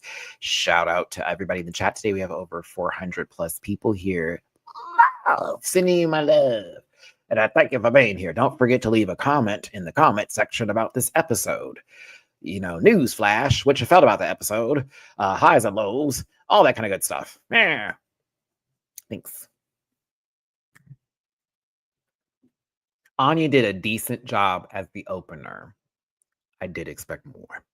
Shout out to Mistress Isabel Brooks. That's my Houston sister. Saw her for New Year's. Shout out to Misty. Shout out to Plain Jane, my sister from the previous season. Dooley's best friend, Plain Jane. No, I'm kidding. But no, shout out to Plain Jane. That is my sister, and I love her. And then Candy Muse. Shout out to Candy. Again, I will forever remember our conversation at the House of Avalon a few years ago, girl, right before you went on All Stars. Never forget. It was one of my favorite moments from the Drag Race history books for me. Just a very cool person to just talk to. And I was like, okay. Eric, you were actually with me when this happened. Eric was with me when this happened. That's right. It's always one of my favorites because I was like, somebody was here for this day so that any troll online that tries it, I have my proof. Because we didn't take pictures because we were asked not to. I was asked every time I went anywhere to do with any Drag Race girl, I was literally always told, Matthew, do not record us without us knowing. Do not take pictures. Do not do this unless we like want. I'm like, I'm not going to do that. I promise. So I guess we'll see you tomorrow then, Jamar. Clock in then. You're not supposed to be at work today. Jesus Christ, Jamar. I knew I smelled a light contact lens coming around the corner. Here she comes. Hi, friend. We'll see you tomorrow. Can't wait to hear your opinions. But yeah, I'm cool with all three of these people. So do what? But anywho, moving forward, let's talk about the roast. Anya did a good job for the opener. It was decent, though. Decent. Like, I thought it was funnier when we were at the table, to be honest with you. But I thought it was a nice opener. The STD jokes, you know, I mean, STD jokes are never funny, but that was funny for what it was because it was just a little light something going in there. It was a fine beginning. Nice job, right? Anya, I have to, like, I'll be real with you, Anya. Let me talk about it real quick. Hold me back. Dare I say, Jules did you the ultimate favor by having Arietti behind you because it just gave you even more no shade, even better. No, like for real, like, mind you, I love how Jules is like, well, all the people who have multiple wins, I gave them harder spots. Well, the people with multiple wins have multiple wins for a reason because they're doing very well. And under pressure, they don't fold. So yeah. Ralph. Hey, Ralph, how's it going, friend? Much love, Maddie. Much love to you, Ralph. Hope you're doing well, baby. It started off horrible.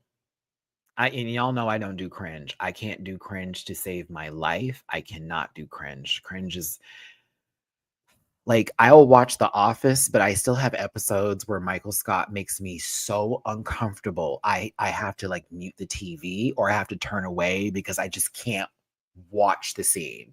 I think the episode where it was like they were talking about religion and race was one of the ones where I was like, bitch, I can't sit through this because it's so Scott's tots. Thank you, Sasha. That is one of the most uncomfortable episodes of The Office ever. This man promised these kids their college tuition, an entire classroom of children, their college tuition that had to come back because it was like 10 years ago and tell these people that they're not able to, he can't get them, he can't pay for them. And he brings batteries for laptops. And he didn't bring no money for the books, y'all. He just brought batteries.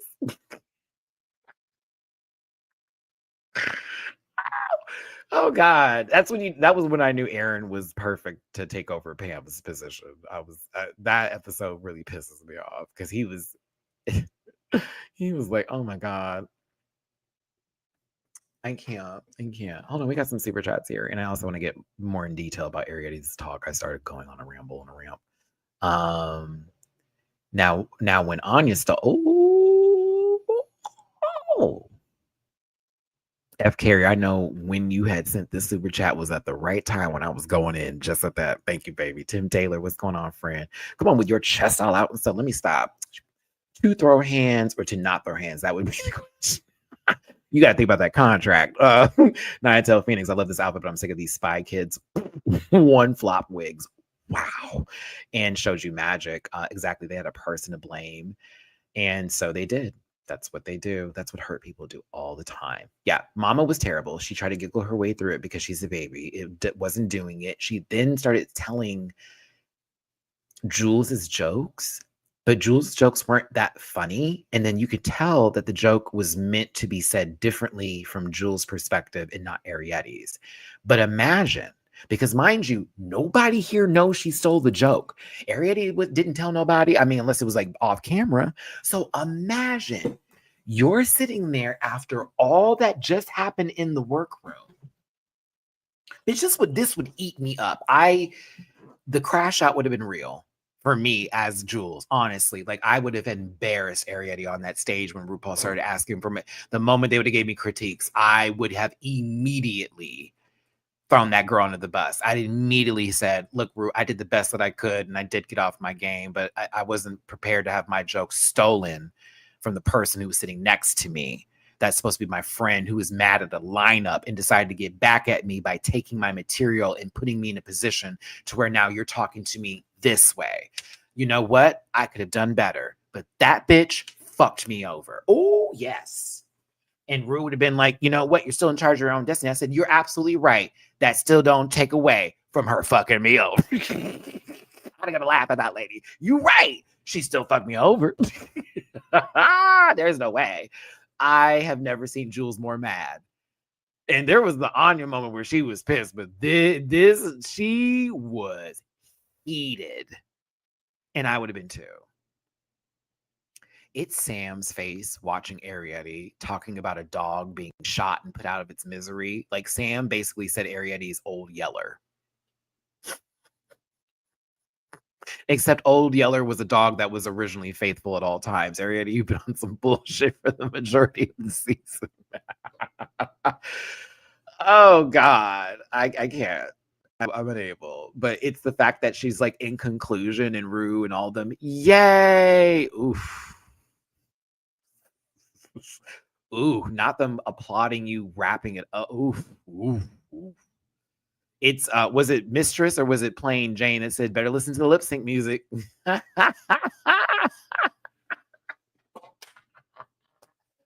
when they were going down the line and I'm like, she did good. Now she need to listen to the lip sync music. You definitely need to prepare for the lip sync.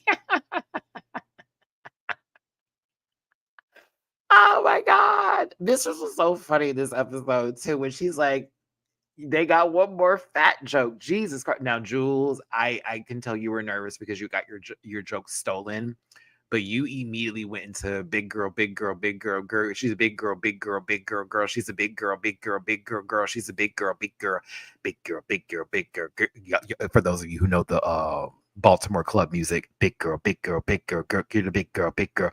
They use that little beat for J sets, and they used it for, like, of course, the Baltimore club scene, but like, bitch, that was the bop bop bop bop bop bop bop bop bop bop bop bop bop bop bop in the club doing a little 8 count, bop bop bop bop bop bop. Big girl, big girl, big girl, girl. I'm a big girl, big girl, big girl. I'm a big girl. I'm showing my age, but if anybody knows what I'm talking about, I'm gonna live. Oh, may she rest in peace, DJ K Swift. I used to listen to all her music. Either way, Jules, it was a lot of fat jokes. They were all. Ariety definitely got you, but I'll be real. I'm going to be very honest with you. That was intelligent, was really good.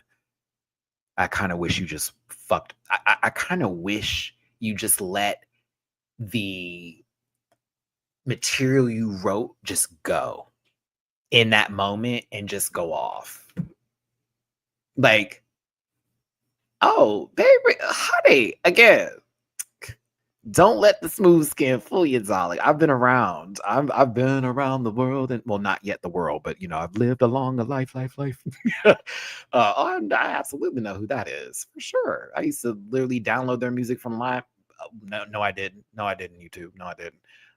And that would be our music when we would go J setting in the club and we were practicing. So DJ K Swift was literally a part of my life growing up. Well, I was like 17 to 20. Ariety was proud of her work.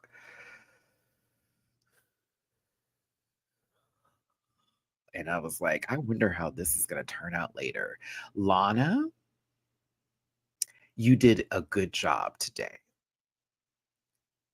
I found the interrupting part with Plain Jane to be funny. I found the Mistress Isabel Brooks bit. That was hilarious. I was like, I hope you're in your fitness era. I was like, okay. The Candy Muse is that period. That they've done that joke too many times, so that one didn't do anything for me. I was like, pass that on by. But everything else was wonderful, and it was nice that you finally were just like, okay, just woosah. The white jokes were funny. I know a lot of girls who do not like that shit, because I used to get comments like it all the time, are gonna hate you for that. It's like, how dare you? What if I said something black about you? It's like, girl, come on now. Like, come on now. But like, again, you did pretty good, and I was very, very happy for you. Now, Lana, this is a good thing, because they've known you as the fashion girl, where there have been moments where the fashion hasn't been doing what it needed to be done. No shade. They haven't been like really enjoying it like you want them to. You just gave them something they weren't expecting. And now it's like, we can think more of her outside of what she wants to present. And this is the time to take that critique and run the fuck with it, Lana. It's the time. Now that you got positive critiques, they dragged your outfit, rightfully so. But like, now is the time to take all that positivity and go, okay, you go here, you go here, you go here, ooh, right up in here, you go right there. And all that other stuff, you go, we're going to have to parking lot that. That's for the club. So I was proud of you. Proud.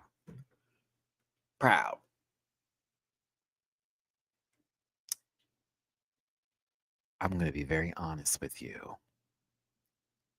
Did it feel like their edit for Sam Star was short for their set? Please tell me I am not in this Mandela effect and I am just making things up.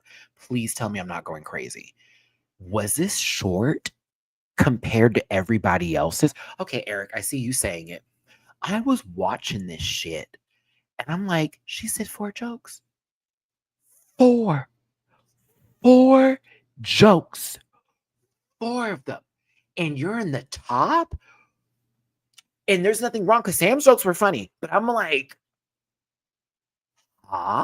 Like, is it because you wanted the narrative to show what happened with Ariety and Jules, and that took up the majority of the time? And you wanted it to be like, okay, let's make sure they know that Sam is in the top for a reason, but we can't like do the full bit because it is Sam. I think they took off some of your set. I believe it. They took off some of your set. There's no way. No way. I was like, there's no way that was it. There ain't no way. That was wild. Okay. Yeah, go back could watch it again. I mean, if you can, if you have the capacity, just start from the beginning, and then when you go through it, when you get to Sam's part, I'm talking about Sweetie. That was a flyby. It was a quick flight. It was a Dallas to Houston flight. You paid that much money for a 45-minute flight. Bet. They took out the bad ones. Maybe they did. I don't know. I will say that Bless Your Heart disease joke was hilarious, and it was perfectly done. Perfectly done. Very sweet. Timing was great. Oh, I was like, yes, Sam, that was good. Just bless your heart. Disease. Because that was some very nice, nasty southern reading right there. I thought that was lovely. I was like, okay. But it was really short, so I thought that was weird. I was like, this is odd. Because when we got to Susie's later, it dragged. I'm gonna be real, Suze. I was here for Mistress. If I hear another fat joke. Also, I love how they're saying that I don't know if Mistress, she said she's been working out lately, but when I saw her, I'm like, Mistress ain't big. I mean, she thick. I wouldn't call Mistress no big girl, but she thick. So I was like, okay. But that was recent. I saw her like back in January. So either way, I was here for Candy too. Candy, you came strapping on, mama. Lydia was fucking funny. Thank you, Lydia. I'm glad. I'm so glad that your humor was finally we could read the translation. To be very fair, I've gotten a lot of Lydia's humor and I find her very funny. I like that sort of dark humor and the very, very dry sort of wit. But hers, it was great because hers were crass and like very like risque, but not too far, not to where it's over everyone, where it's like vulgar. You know what I'm saying? I was like, okay. I was like, here we go. And she did a very good job. The oscillating fan one was my favorite. The oscillating fan one was my favorite. That shit was hilarious. Talking about Mistress Isabel Brooks, and she said be an oscillating fan. That shit was fire. I was like, okay. And she did it with her own sort of the way Lydia does things. The way Lydia speaks, and she does her own sort of routines. There's sort of like this, she pulls you in because you think it's going to be really cutesy, and then you're like, oh no, this lady's filth. She's vulgar. So I was proud of her. The in the stomach joke was pretty vulgar to me, Maddie. It was funny though. I mean, as the bottom who understands their butthole, I can't find that vulgar. You know, I've wished for children on many occasions, and then I remember that God, you know, had made Adam and Eve, not Adam and Steve. Can't even finish that with a straight face. I couldn't finish it with a straight face. But yeah, I wouldn't be able to be upset at that one. That's a reality for some of us, you know, bastard factories. Anywho, or we're basically, you know, trying to make sure that we're basically controlling the world's population, if you will. So be mad at whoever, but I'm just trying to make sure that we're not overcrowded. I'm just trying to hold some of these people in storage. There are just some units. It's very vacant over here now, but yeah. I think I'd do good for the roast. I think I'd be fine. But then again, I get up there, no one's laughing. Scream! That would kill me. Like, I thought that was funny. No, Susie, to me, you know, they live in spirit, Chuck. They live in spirit. I do hear the haunting sounds every night. They let me know. Why? I could have been somebody. You wouldn't have been good. You wouldn't have been great. You'd have been, well, the way the world's going right now, girl, they can't afford you.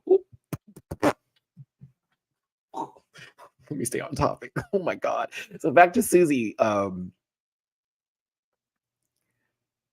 She was basically trying to be Lucille Ball. Let's clock in with this whole outfit ensemble. Her jokes were funny. Her delivery was terrible. I liked her jokes. Delivery was too under. It was too under the noise, under the radar, under volume. We needed to turn it up just a little bit. It was almost given without any sort of like oomph for me.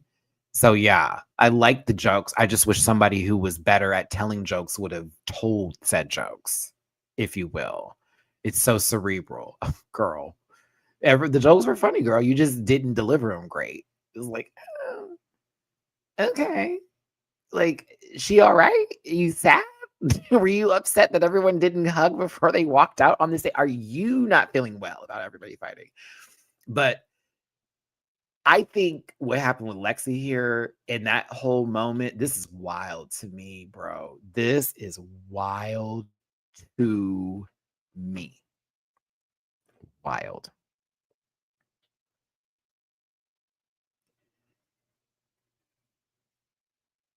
Susie says something like, Lexi don't have no friends. And then Lexi gets in her head as she's walking up, like, is everyone mad at me because of what just happened in the workroom? Like, as if she doesn't know that they're talking about her. And I'm like, oh no. I know that inner saboteur, Lexi. I know that motherfucker fairy baby. I have conversations with that demon all the time. I know it so well. And there are people who will gaslight you that do talk about you. That just was not the moment. Because Lexi, truthfully, Lexi, there are people who are like that. That just was not it. And I'm like, maybe you saw what happened with Ariette and Jules, and you saw the personal shade that went on between those two while that was taking place, while also being the one that now has to go last. And then Susie, who you literally were talking about, is like, okay, this is the person, da da da da da. Like, I mean, Donna, you're talking to the guy who is over here having the hardest time going to go get a passport. Yes, that's why I have my empathy meter up for her, because I know it. I know it. It will put you in a room. I had this guy I was talking to, like, he hit me up with this fool, like, oh, he's not a crazo on this app. He's not just trying to have sex. This is great. The man and me are having a conversation, and all of a sudden he brings up how deeply flawed Black gay men are, and how this is why Black men turn to white gay men. And I'm on the phone with him, like, you're talking to a Black man who is gay. On top of that, someone who is picked because they're light skinned, who doesn't like that shit, threw me off. And now I'm not talking to the dude because I'm over here like, imagine what else is going to come out of his mouth. Imagine what else is going to happen where this man can be both intelligent and also offensive at the same time. You get in your head about shit because you think about, like, what is this and how are we talking? Yes, girl. And then he said something on the lines of, like, even people who go to therapy, that there's something wrong with them because, like, they're healing, but there's always going to be that thing that they have. So they're flawed. And that way people don't need to deal with that kind of shit. And I'm like, so someone can go to therapy, try to better themselves. But because they were already dealing with issues in the first place, those issues are foundational. I was like, okay. I was like, that's true, but it's also, you have to be someone that gives someone the benefit of the doubt, and you want to see them work and do the best, because people who work on themselves, that's life, you know what I mean? So again, it's not about me today, but it just, those kind of moments where I had to start thinking about everything that was just said. I'm like, what? And now I'm like at home going, why would he? And am I wrong? Am I overthinking this? You just don't do that. And so for me, Lexi has a lot going on. She has a lot going on still, and she hasn't worked it out just yet. And sometimes it's hard because, again, you could have worked it out and you could be in your good space, but then you get somewhere like here. You get here on this show, camera in your face, and everything's going fine. But then you start to get time to yourself and you start to get alone with your thoughts. Lexi's giving me that. She's been alone with her thoughts for a little too long this season. Right now, I feel some of it's the moans too, Christian. But I'm also a cisgender man. I'm not trying to get in nobody's business like that. For me, I'm like, no, she's been thinking too much. And that's nothing wrong with you being a thinker. But when you think so much that you start to create narratives in your head that do not exist, oh, honey, step away, step back, remove yourself.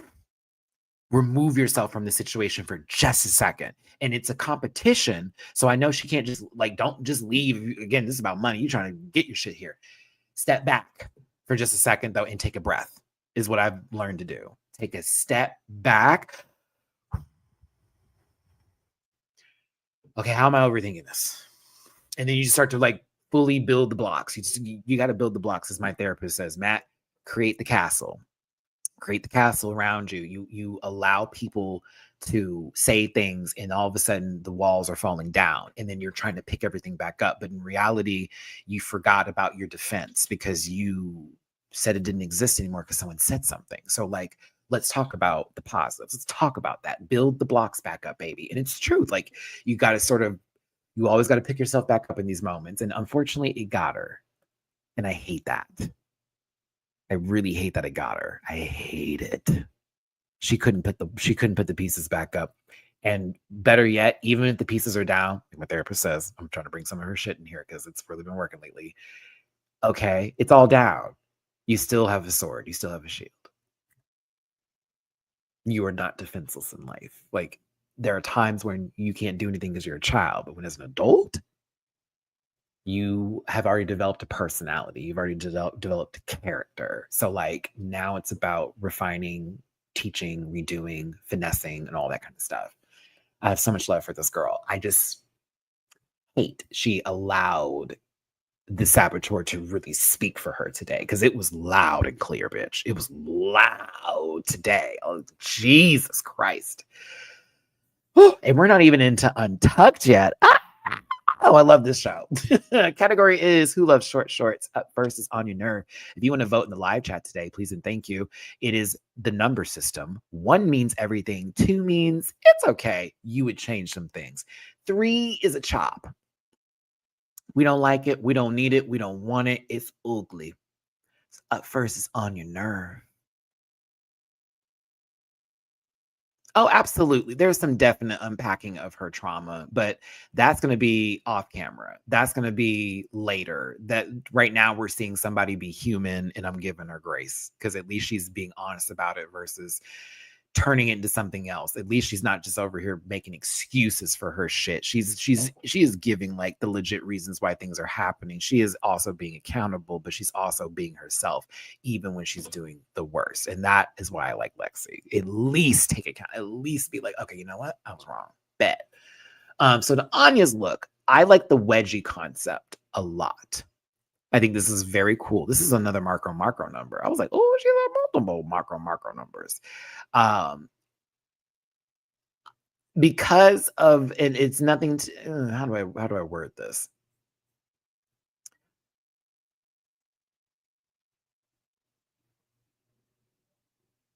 I did want something on the sides a tad bit, but I get the wedgie illusion, and the wig is a little too grandeur for me for this outfit. In the necklace and the wig don't give what I want for the look itself. I like the look itself. I like her makeup. And I think it's really cool how she could do the zipper and then pull out and then do all that, you know? But it's nice. And so for me, it's like a 1.5 on the number scale for the 1s, the 2s, and the 3s. Like I like, but I would have changed a few things around.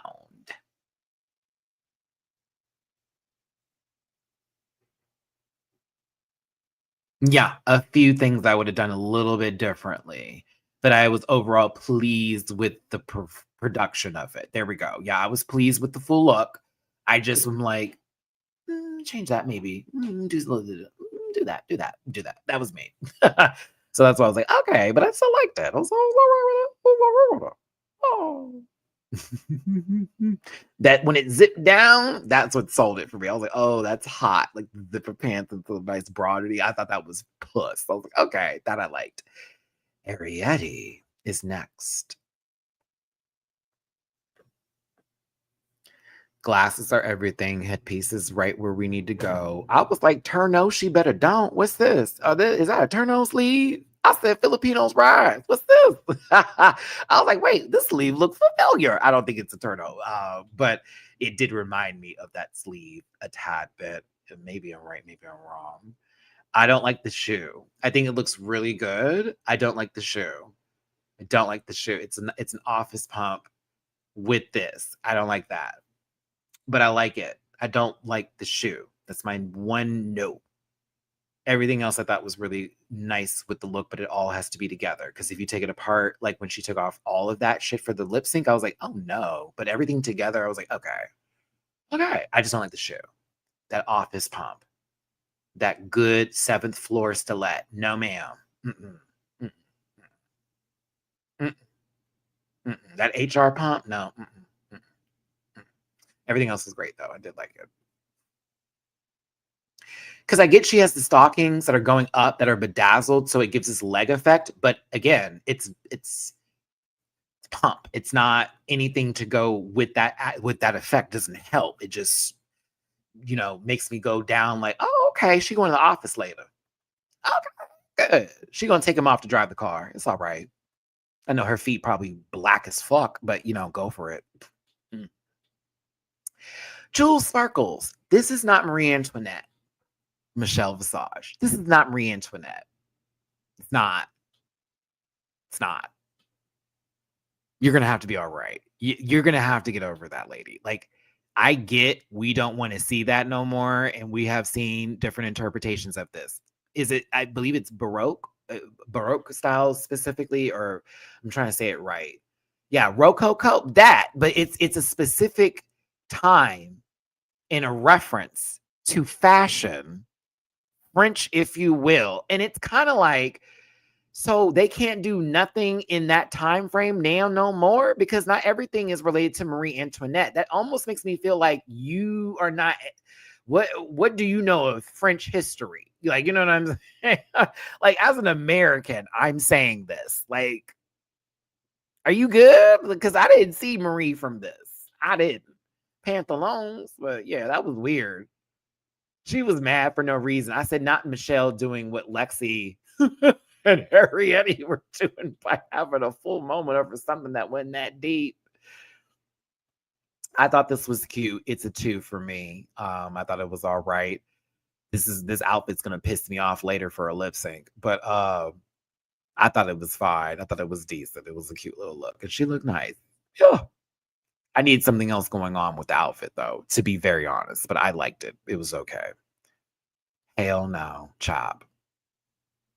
And I like Lana a lot. Chop, chop, chop, chop, chop, chop, chop. Don't care if it's a reference. Chop, chop, chop, chop, chop, chop, chop, chop, chop, chop, chop, chop, chop, chop.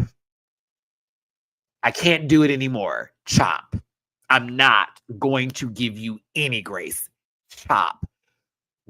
Maul is the exact answer. Maul. And this, yeah, D squared's everything, but this ain't, you ain't Nay. This ain't a fashion show. This ain't the runway. And there wasn't a collection of clothes to go before this that would have made this make sense. Chop.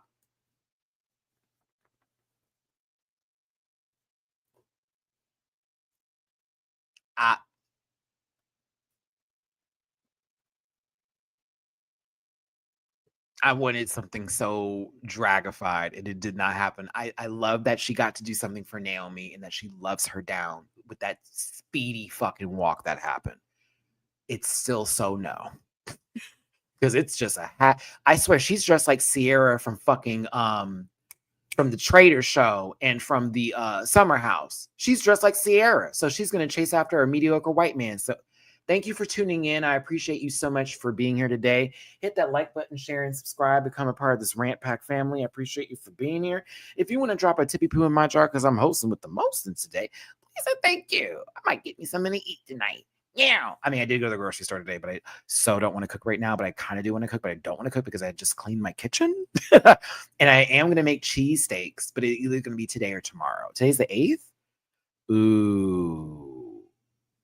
I might make them tonight. I forgot to get fries today. Fuck, that's what it was. Thanks for tuning in. I forgot fries. Oh my God. Okay. So I am gonna cook tonight. I just realized because I want to cook. I'm gonna cook the shaved beef steak, like the shaved beef steaks. Yeah, I'm gonna make like Philly cheesesteaks, but I'm gonna do my Houston, Texas version of it, and I'm gonna do a little different take on it. Yes. She does look pretty. She always looks pretty to me. I like Lana a lot. This isn't it. No. I appreciate the fashion reference. I also don't appreciate the fact that it looks like you fell out of bed and began an Olivia Rodrigo music video with this outfit. Chop. I'm gonna have to order fries though, because I need fries to go with that Philly cheesesteak sandwich I'm making tonight. Can I make it tomorrow? When does it expire? The beef expires tomorrow. I should make it tonight. Yeah, I gotta order fries with that, like Cajun fry. Oh, oh my God! I have my dinner for tonight. Yay! I'm so excited. I'll finally sit down and watch Nosferatu too. I've taken forever for that. Lana's a gorgeous girl. This outfit's a chop, though. God bless her. Absolutely not. Guess what? I didn't like this either.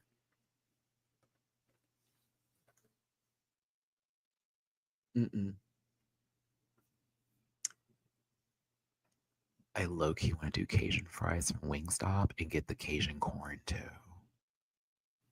The reason why I don't like it because I've seen it so many times before. I've seen it so much. So much. So much. So much. Lavender. The super chats I don't get till next month, so I will get the fries next month though. But also, I thank you so much for the super chat because fucking awesome. Lavender. Thank you. Wait, lavender. Wait, lavender. Haha, I did it. I can say lavender, but I want to say it just like that. Lavender. Lavender. Kissy, kissy. Get those fries, baby. Thank you. I do want fries. Yeah, I do want those fries though, because you gotta have it. I have been in my cooking era lately. Like every time I want to order food, I end up cooking. And like I'll talk about it with you, and I end up cooking every single time. They put the lotion, hands you the lotion for your skin, and they puts it in. I want a coat. I'm kidding. I would never. Do you make an au jus sauce with it? Oh, I didn't think of that, man. Oh my God. Do I have the materials to make one? Oh no, the chicken stock is totally, and I didn't buy beef stock today. Let's have this conversation after this episode. I'll still be here because I ain't got shit going on today, but like we'll have this afterwards. Girl, hold on. My stomach went rumble. Hold on. Get to Sam, Maddie. Oh shit. I can't do Sam's. It's not for me. I wasn't heavy metal or reflecting on this one. Shout out to my Azalea girls that know that reference. It just wasn't, yeah, it wasn't fun for me, but I do respect some polish to it. I didn't care for the wig. Yeah, not for me.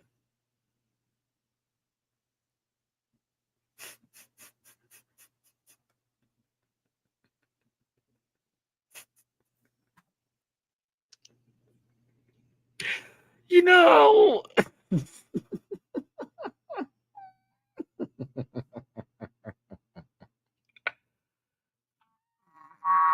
Oh, okay. Here I go. All right. This to me, I find to be really cool for a different category and not short shorts. I like the look, Lydia. I don't think it for me does anything for the category. I mean, sometimes looks never do anything, but like I just don't think it's for this category. I would respect this for something else completely different. Maybe a Mr. Meaty episode because high key, or possibly what was that one? I don't know if this was on All That or if it was like one of those shorts they used to play on Nickelodeon back in the 90s, but there was like a claymation sort of show where the guy got turned inside out. And so he was then inside out for the rest of his life, and that was his character. And I really was trying to find a clip of that today. I couldn't think of the name of it, but it reminded me of that. Like it really did. Or that one episode of American Dad when Roger is trying to impress that dude who's really rich that Haley won't go out with, and then they turn themselves inside out. Bump in the Night sounds familiar, Stephanie. I think that might be something like it. I don't know. There's also that one show on Adult Swim that's really fucking weird where they're like doing these stories and there's like something happening in the back. I forget the name of it. It's like something stories, something like that. It's a really weird show, very trippy. I would recommend definitely doing a tab before watching it. But yeah, this is interesting. I don't like it for the category. I like it for what it is. Like the chemical burn, peel, and all that. So this actually translates for me, Lydia. I just don't think this is the category. To me, I'm like, oh, what is this? And then you got a random pair of underwear that's supposed to be the skin that's left on you with the booty hole. Like, wild.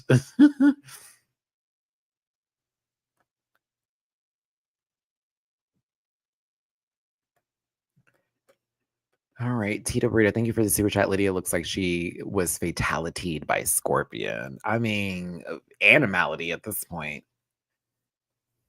Yeah. It's interesting. I like it. It's just wild.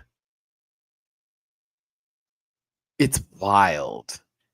Okay, now that we need to discuss. This is where I got disconnected from the look. That office pump.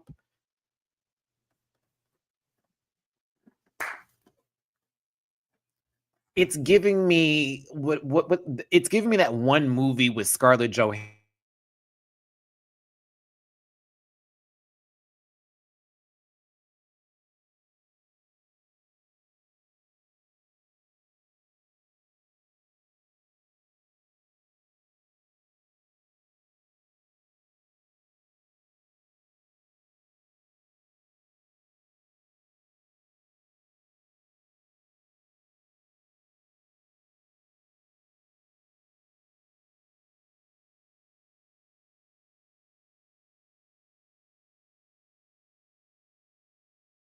I wanna be when I rock back the bone. Oh no, no, don't be. I wanna be. I overshadow a man. I started just singing Scarlett. I started singing Lady Gaga, and my computer was brought back to life. No, my Wi-Fi Xfinity is doing what Xfinity does. That's what I need to start just saying now. From now on, Xfinity is doing what Xfinity does by having me pay egads of money for what is supposed to be the fastest internet possible, only for it never to be the fastest internet possible.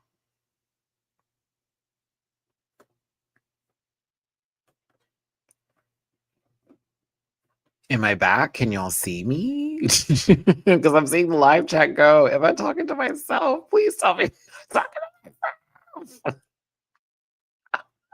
myself. Oh my God. Ooh, no, I think you can see me now. Okay, let's keep going. I believe y'all can see me now. I pray. Okay. I was like, oh my God, have I been talking to myself? Me, Jesus.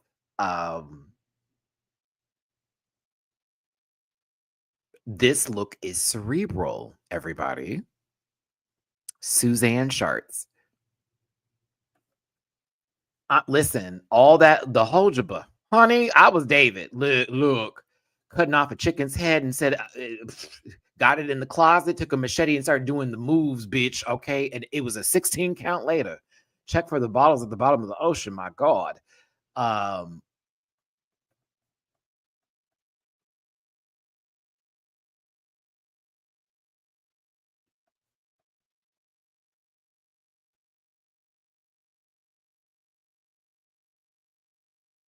Everybody with these pumps are killing me. This little office pump is killing me. Everybody is killing me. Look, me little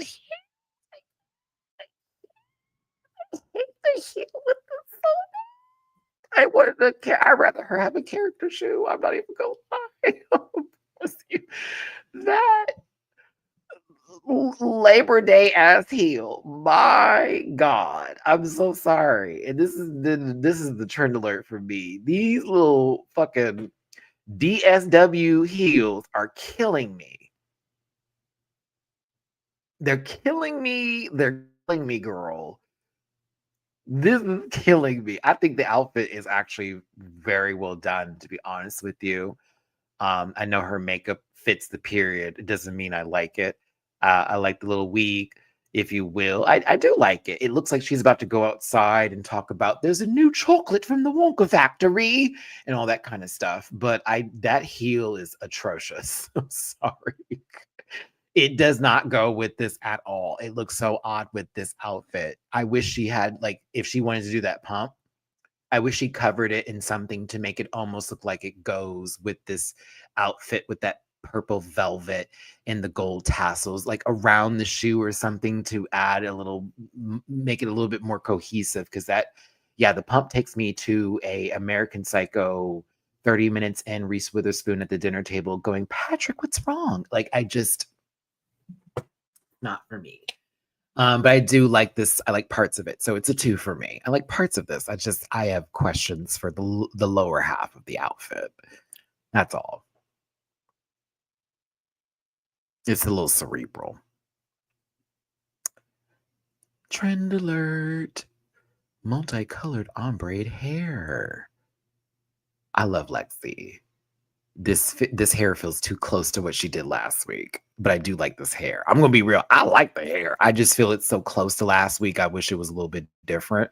That's gonna be my one issue with this outfit because I lived for it. I'm a denim guy. I'm a denim gal. I love denim. I'm from Texas, but I love denim. Love denim. And while they're like, girl, don't you do a lot of capes and a lot of drag on the floors?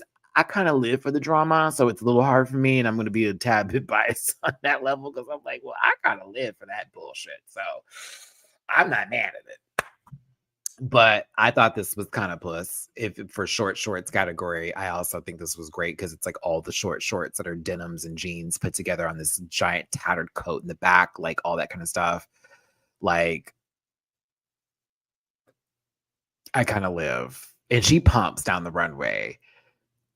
You're gonna be mad at me. I have to say a controversial opinion. I think Lexi has a nastier walk than Lana.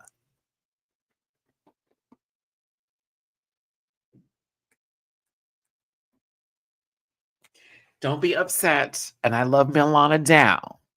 But Lexi strut.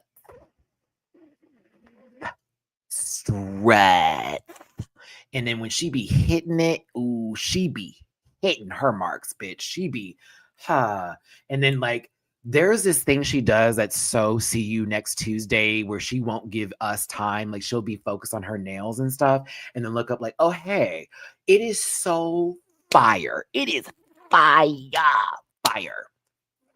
And I like Lana's walk. There are times, though, she moves very fast. And I had the same critique about Lux. And I like Lux, and I still think Lux is one of the gorgeous girls we've ever had on the show. But Lux used to run down that runway, honey. I was like, girl, could you please slow down and let us breathe in? Okay, let us breathe in. Because both you running down that goddamn stage, bitch. I mean, who you running after? I would assume you were in Scream 2, and maybe you'll survive this one, Jada Pinkett. But, like, I need y'all to stop running. Like, strut, eat the beat. Like, let me feel what you're giving. And so Lexi eats every time she hits the stage. She be walking, girl. I'm like, oh, thank you. We're in the fantasy with her. So I have a little bit of a biasness when it comes to when Lex walks. I'm like, okay, she be pumping, honey. Pump, honey.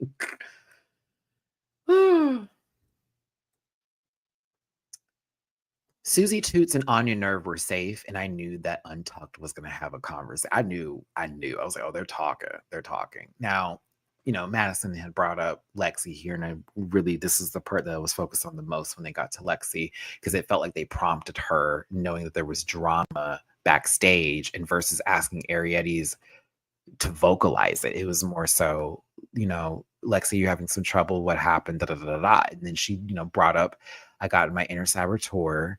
And, Jules be in a position where I felt it was A, B, C, D, E, F, G, and then mentioned Susie. And I thought to myself, Lexi, you just admitted to the judges that you think Susie's competition and she throws you off your game. You admitted that Jules making a decision that really shouldn't have affected you to where you actually got your way, put you in a headspace, and you did all that on stage. Now, they didn't do that with Arietti. They gave you time because that means that they want you to either stay or to add to the moment because they know you're going to talk. This would have been one of those moments where I'm like, yeah, that is wild that she did that. But I also would have taken stock in they like her and they want her to give her opinions like here. Okay. So like she may be moving around. She may be moving around here, but here we go. So I said, okay. Now Jules had to receive all that, didn't get to speak on it, which I thought was wild. Sam listening. Please tell me y'all are paying attention. I was kind of gagged because shout out to the editing team, you were showing other people's reactions who are close to the people who are involved in the drama.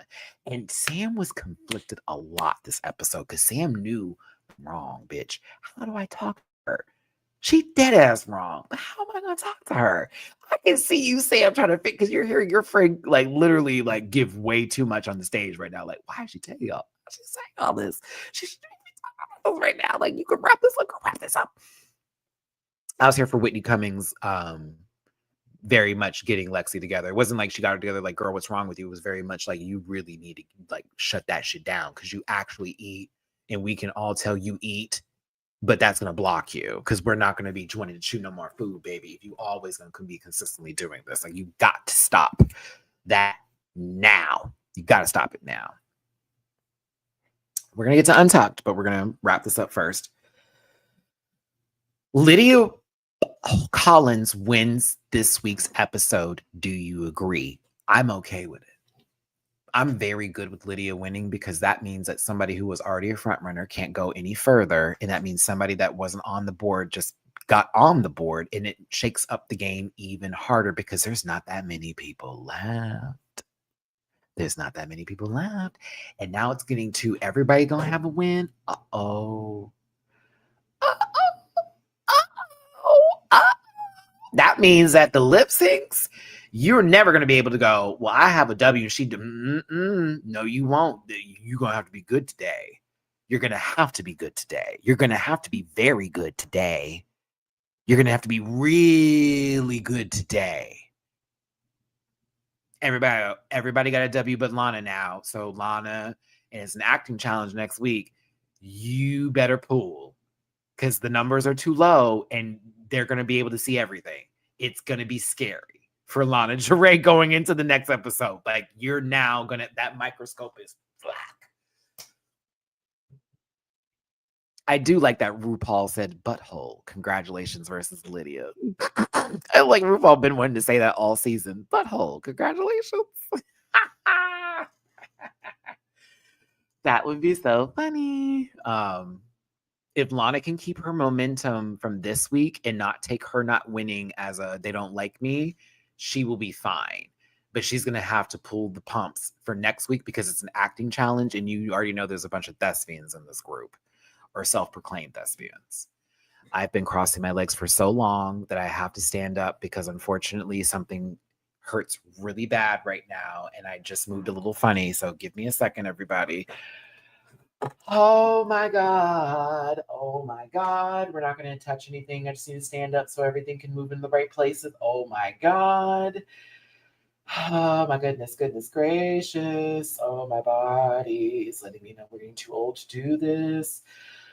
Whoa! Okay. All right. It moved. We're good. Okay. Don't cross your legs for the rest of the show, Matt. All right.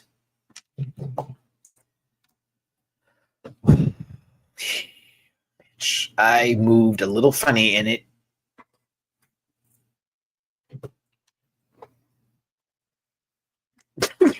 such a horrible feeling. Oh my God. I don't know how they say taped all day. I don't know how that is possible. I would be losing my grip. That shit feels weird. It feels very awkward. Jesus. No, I like having my legs crossed, but I just be careful. Yeah, be careful. Be careful. Ladies don't have to worry about that. Men who like to cross, be careful. Ooh, don't start to shift and squish, honey. Yeah. Oh my God. I just want to lay down right now. All right. Jules and Ariete having to lip sync is very awesome storyline moment because it's very much Ariete got her wish by getting the person back who they felt fucked her over. Jules now has to fight her friend because her friend put her in a position that's really fucked up. They're supposed to be the besties and they're having to now go against each other after completely Sasha, as you know, I am never ever going to ever complain as a man when it comes to any sort of pain in my body. And I know women have a visitor that happens each and every month. My sister had to explain that to me. And then I got to go to a mall one time and this guy had this like setup of a machine for men, like for actual contractions and all that kind of stuff and like how it feels to be on a period. I actually got to do that. I don't know how y'all doing it. I don't know. I do not know how you are doing it. I don't. No, ma'am. No, girl. Absolutely not. I'm inconvenienced when I stub my toe. Absolutely not. Shout out to women. Couldn't be me. No, thank you, God. But no, but testicular pain is not fun either. I'm not. That's one of the worst feelings ever. So for my men out there, you know what's up, Al. You know what's up. That shit is not fun. Girl, I'll be ready to lay down. Don't I'm never getting up. All right. I'm very happy we got Yaya. I'm happy we got Cowboy Carter.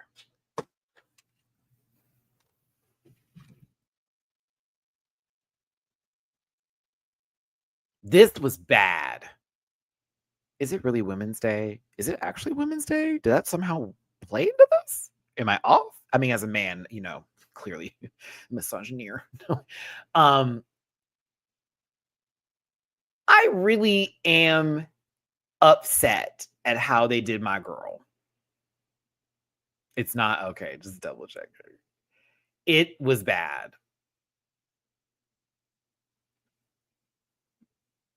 Ariete can't dance at all. Offbeat and everything. That girl can't move. At least to every song I've seen her perform on here. Maybe there's some other music we haven't heard just yet from her own like catalog, whatever is given, but oh, it is Women's Day. That's amazing. Worked out really well. Oh my God. Yes. Happy Women's Day. That kind of worked out very well. Oh my goodness. We were talking about how we need to respect women and ovaries and vaginas and babies and bastard factories and men suck and penis and all that kind of nuts and all that kind of stuff. Come on, women. Come on, strong woman. Strong woman. Sorry, I got to do the South Park song. Strong woman. Wow. Strong woman. It's Women's Day. I love that. It's one of my favorite episodes too. Strong woman. I think I'm hearing Hootie and the Blowfish in my ear right now. Oh my goodness. I can't. Okay. Yeah. Yaya deserved a better interpretation. And it's nothing to do with race. We're not going to do that. I know a lot of people that could twirl this song out. And this song is very intricate and it also has a lot of meaning behind it. That's why I was mad. Because there are portions of the song where Beyonce's speaking about something to do with like justice and social change in reference to, because Yaga's not just about partying, y'all. It's really not. It's really not. It's actually a very deep song if you get into it. So the way they were dancing to it was not it. It wasn't it. It needed way more emoting. It needed way more like moments to like actually let the lyrics do what they do. They could have played with the song so well. And instead I saw some girls twirling to some sort of like maybe track 11 on Brat, the deluxe version. I was like, they're both doing something completely different than what needs to be done. I was so upset. And I'm like, how long ago did the song come out? Because it didn't feel like the song was out that long when they started filming this. Maybe they didn't know the song. Like maybe they were not familiar with Yaga. Like maybe if it was on Renaissance, they probably would have known absolutely a lot better to what to do here. Okay. But like this is a fresh song for Yaga. Like, because they filmed this last year. The album came out last. I was like, yeah, this was fresh. They probably didn't even hear this on the radio or anywhere at this point. They maybe heard it like a couple of times before they went to go film. There's no way. I was like, there's no way. There's no way. Oh, my reaction on Patreon, I literally was smiling. I screamed. I was so happy. And then my face broke as I continued watching it. Yeah, it came out in March, and I think they filmed in June or July. Yeah, so they didn't have that long to like really get into the song. As a Beehive member, oh, I would have been ready. She's picking up good vibrations. She's feeling that sweet sensation. Hello, girls. Hello, Beyonce. Hello, fellas. Pretty swell. Oh, honey, I'd been ready to go. Why? Because I'm a clever girl. We snapping. Pretty please. Oh, none of the timing was there. None of it. None of it. That song is a character song. It's a character song. You can do a little choreo in between, but you're going to need to just get in front and yeah. Yeah. 1, 2, 3, 4, 6, 7. Then right into the beat. And whoo, especially words. Words. Step in the front. Turn about and going chorus. Like y'all. My professional backup dancer days really do be coming out when I talk about lip syncing. And again, I love performing. Build, do. They didn't know the song. That's why I'm letting them get a light path. They didn't know the song. They knew the words from listening to it. And that's probably why they were so nervous. Like, that song just came out. Nobody's confident going into this one. Harry doesn't.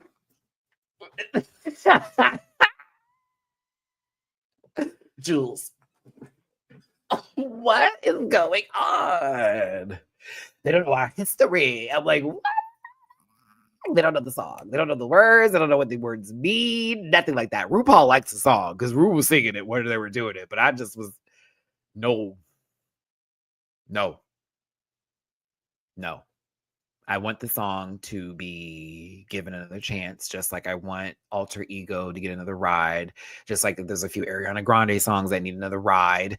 There's a few Britney Spears songs that need another ride. There's a few Gaga songs that need another. Honey, I promise this. If I had the option and power to get behind the scenes and make something happen, that Lip Sync Lollapalooza this year would include a lot of songs that need just dues. And y'all and the audience can be like, why are we hearing this again? Because they were not given nothing. And the money is on the line and the girls got to work. So I'm assuming they're going to fight for this a lot harder.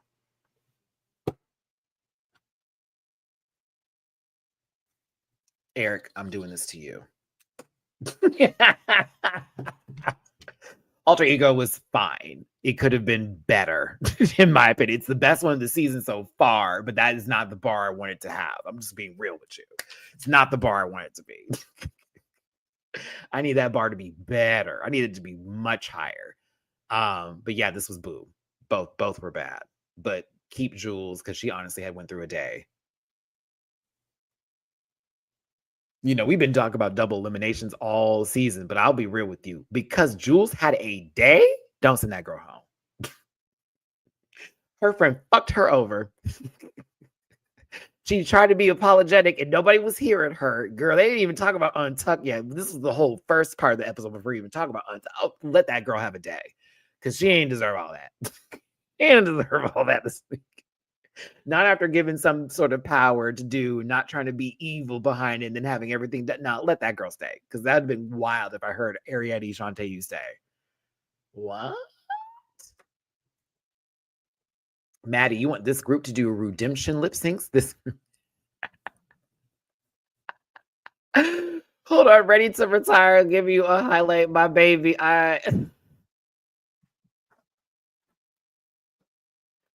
You right. You're absolutely right. Not this group. Not this group. Not this group. There are few and far in between from this cast so far that I would allow to redo lip syncs, and that's all shade. This has not been my favorite group of queens when it comes to lip syncing. I'm not gonna lie. That part I gotta be real honest with. It's been a rough ride as far as all right, girl, and we're getting some prime time A caliber songs, and then we get okay, they don't know it. They don't know this. They don't know it. Yeah, they don't know it. They're trying though. They don't know a song. They don't really know it. Like I'm still thinking about Lydia's White Man Can Jump dance that we got for the Earth, Wind, and Fire song, and how I was enthused and enthralled by that performance. But it's because the person next to them, who is right here, was a goddamn fool to Earth, Wind, and Fire. Boogie Wonderland. Can you believe it? Like, sat there and did basically the same choreography for Boogie Wonderland to Yaya. That is a world we live in. Mm-mm-mm. Who would I say is the lip sync assassin of the season? Nobody. Maybe Lydia by default.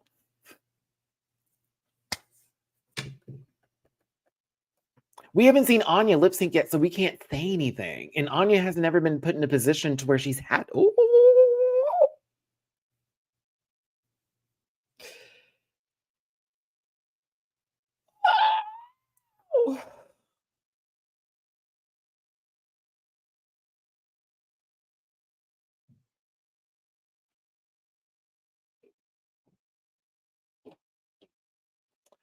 Oh my God. Like, mind you, there is at least one day in our household, even with the life that we lived, and we had a moment of privilege for one point in time, and then at one point we had nothing going on.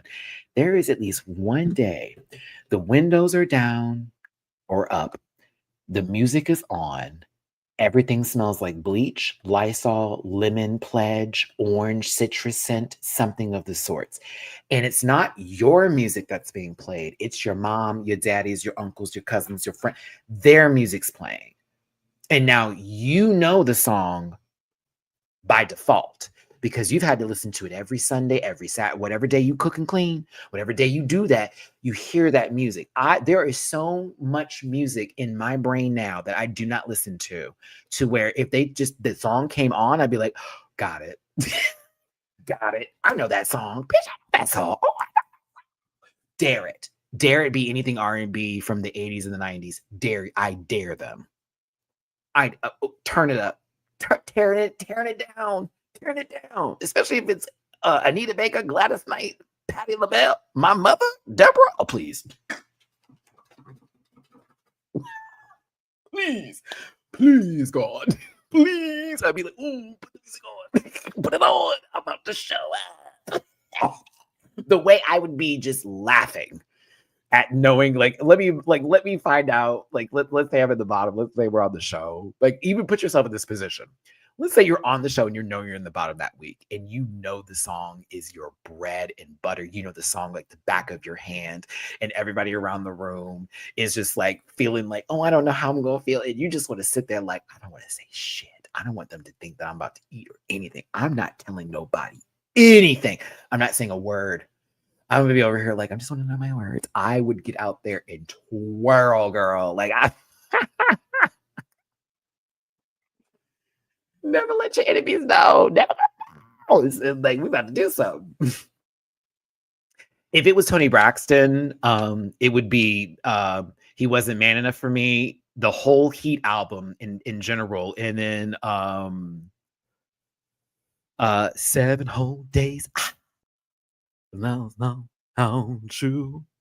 I can't take a bone, I think what I wanna do. I'm giving you all my love. You gotta do, I'm giving you, you gotta do, I'm giving you all my love. See how to do that? Who. I have everything that I wanna do. Like, you don't even have to have the words. Like with Tony, all you gotta get is those little, I'm gonna get that mouth. How Tony does it. Oh, there's so many songs I wish people, and the newer music doesn't do this because it's very formulaic, if you will, when it comes to like this new music, very ABC 1 2 3. That old shit, man, you could fly a lip sync with. Because a lot of it's just emoting down. A lot of it's just ad libs of them. I'm concerned about Sade because you have to pick a specific song. I mixed the words together. My apologies, y'all. You have to pick the right song and make it specifically when it comes to Sade. You cannot do everything. Pearls is not going to translate as a lip sync song on that stage. That song is deep and very sad. That's not going to do it there. Now, what would translate is Sweetest Taboo, Kiss of Life. Is It a Crime would be almost too deep. I would love Is It a Crime? I would tear them alive. Y'all know I want to do a little cosplay as Sade. So by all means, baby, a full ponytail back, a nasty red lip, and a good eyebrow. Bitch, I'd eat. Paradise would be one of my feels like you're mine, like paradise. I feel the sign of the storm. I'd give you the world if it was mine. Blow you right through my door. Ooh, feels fine. Oh yeah, Paradise would be nasty. Feels like the girls can get real sexy. The girls can get real puss, real get on the ground. I feel, oh, honey. Oh. It's about faith. Boom, boom, boom, boom. It's about trust. Boom, boom. Nothing can come between us. Y'all think I'm a Beyonce fan. I will out Sade you any day. I grew up with that lady. I grew up before I knew of a B. I knew a Sade. I knew Janet, I knew Sade, and I knew Aaliyah. Then, of course, I found Destiny's Child through like the full, like everything else. I'm like, oh my God, they're from my city, and everything else changed from that. But them three had me on a lock. Janet, Sade, Aaliyah, done. I was good. Good to go. Because still my favorite Aaliyah song is Heartbroken. And to be broken. Oh my God. Baby, baby, baby. Oh, no, Heartbroken is that girl. Like, to be broken, knowing what I'm supposed to. Oh. Yes. Oh my God. Let me stop. An Aaliyah song on here would gag me. I would pass out. Pass out if I heard anything from her on this track. We would need the right people to lip sync the song, but I'd pass out. I would. Ariety said the runway is not going to be the same without them. I can sort of agree with that. That hold on, I got to give it to Whitney though. She's like, why is she funny now? But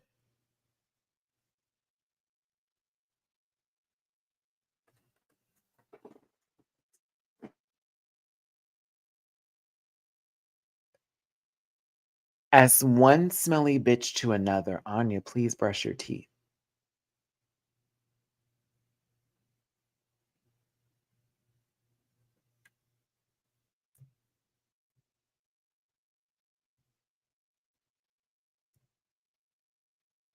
Where was this when she was telling you about yourself? Huh?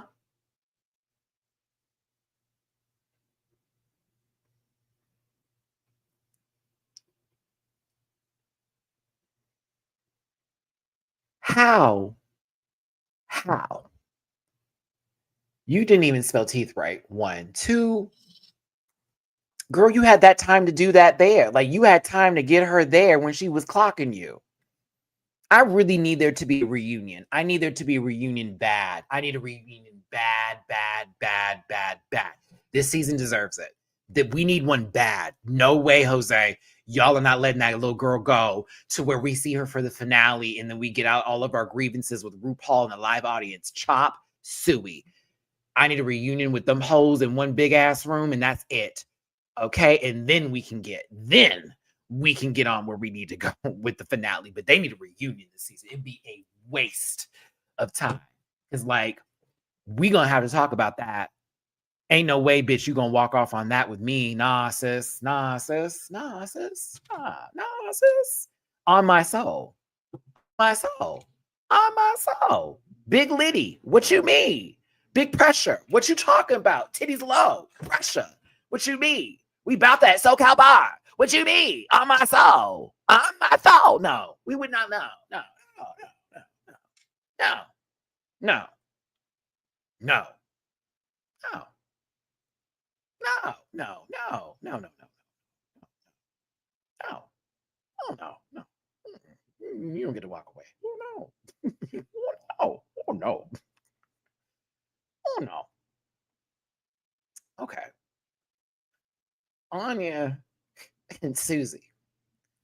Since you're both safe today and Susie can't complain that Anya's doing better than her right now, she can engage in this conversation because Anya's like, girl, can we talk about this? I was waiting for somebody to get it. Hold on. I gotta do Fly Night. What you mean? I paid for that. I did that. Bum bitch. What you talking about? Eat you up. Nom, nom, nom. Get you, girl. What you mean? Isaiah. No. It's not about the check. I watch way too much Now That's TV. Oh my God, this is so much acne on that network. My goodness, lots of people need turmeric soap. Bad. But no, these two were going in low key, and they were honestly like, it's very real. Like Anya's over it. And she's like, wow, they were really tripping off of nothing. And Susie's even breaking it down. Like everything that happened was all self-produced. That's all them making this up. That's all them making this bad upon themselves. Like they were very much being one hundo. And I did like this show. I thought it was really this little bit that they did together. I'm still mad that Susie held her toots in when everybody else came in the room and Anya was doing the work, because it started with Jules like having a moment, trying to have some sort of perspective here. But I think that Jules was tired of fighting at this point. Like she's been apologized. She's been said something. It's Jules being mad that Lexi pulled her up on the runway. And Lexi's like, what am I not supposed to say anything? Which I'm like, Lexi, no, you are correct. Yes. They prompted a question. You answered. I didn't like the answer either. And the answer, you got your response when Whitney's like, you shouldn't even be letting that shit affect you. But yes, you did say something negative about me on the stage. I didn't even get a chance to like respond to that. Therefore, I'm pissed because now they have a different perspective of me because you gave it. I didn't give that.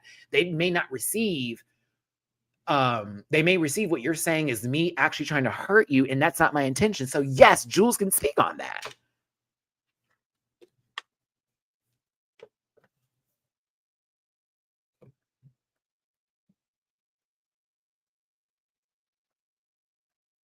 Farnsworth, you might be late because I've been clocking this. I say that there are a couple girls who are not big and bold and bad enough to have these fights in person. And as far as having a conversation under her breath, that was a couple of days ago and a couple of weeks ago. This week, I watched Jules not really try her best to say something, and she'll have a moment in the confessional, but every time the girls start to go in, she shut down. And I'm going to have to give that credit. She shut down a lot when the girls were going off on her. Because it's almost like, well, what am I supposed to do? Like, I'm not supposed to try to win this episode. I'm not supposed to give myself an advantage. As someone who had the lead from last week with the order here, you hoes is crashing out on some personal shit. Ain't got nothing to do with me. And I'm here for Anya clocking it. Thank you, Anya. I'm sorry, Lexi. Lexi over here, like, so I can't have my feelings too. I can't have the way that I feel. So Jules can feel this way, but now Jules over here getting attacked, and here come Anya to say it was Lexi having this moment of talking in her head out loud. That was so funny with Anya's over here to save her and defend her ass.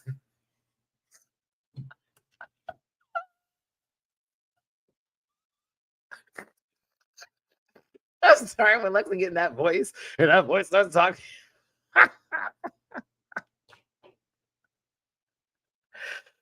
Oh man, that shit was great. It was 2-on-1 for a second here because they're still holding shit from what happened earlier, and now it's like we're giving it validity when everybody else can't see that. I mean, even Lana's like, can we drop this because it seems really fucking silly? And it's like, no, it's not silly to us. It's like, yeah, but it is silly though when you think about it. That's what they're trying to say. You are mad and you can be, but when you think about it later, you're gonna be like, girl, that was dumb. I'm sorry, Arietti. It's to me, this was weird because it's like everything that you're mad about is a projection of your own insecurities and your own faults and follies, and you knowing that you're not good at these challenges and you allowing yourself to not even try to be great at them. You walked into the full like sit down to where they actually go over how to do everything, and you were a defeatist individual, literally. If it started before that, you were already having a little bit of a sour face at the beginning of the episode because y'all walked in after Jules went and Jules was hyped. And it's like, because I feel in my mind, you already knew there weren't going to be any more design challenges after this. And that was your last little W. You were mad when like you found out it was a roast. You were even more mad when you found out that your girl was going to be the one choosing. They kept showing your face. I don't even know if that was out of context. Could have been out of context.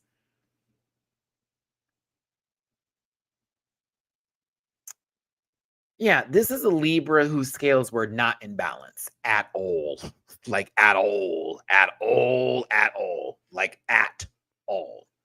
And she chose Crash Out. And I'm going to tell you once again, as a Libra, I have chosen Crash Out many times. I have chosen burn the bridge, burn it down, burn it to the ground. And I will regret it later, and Ariete will too.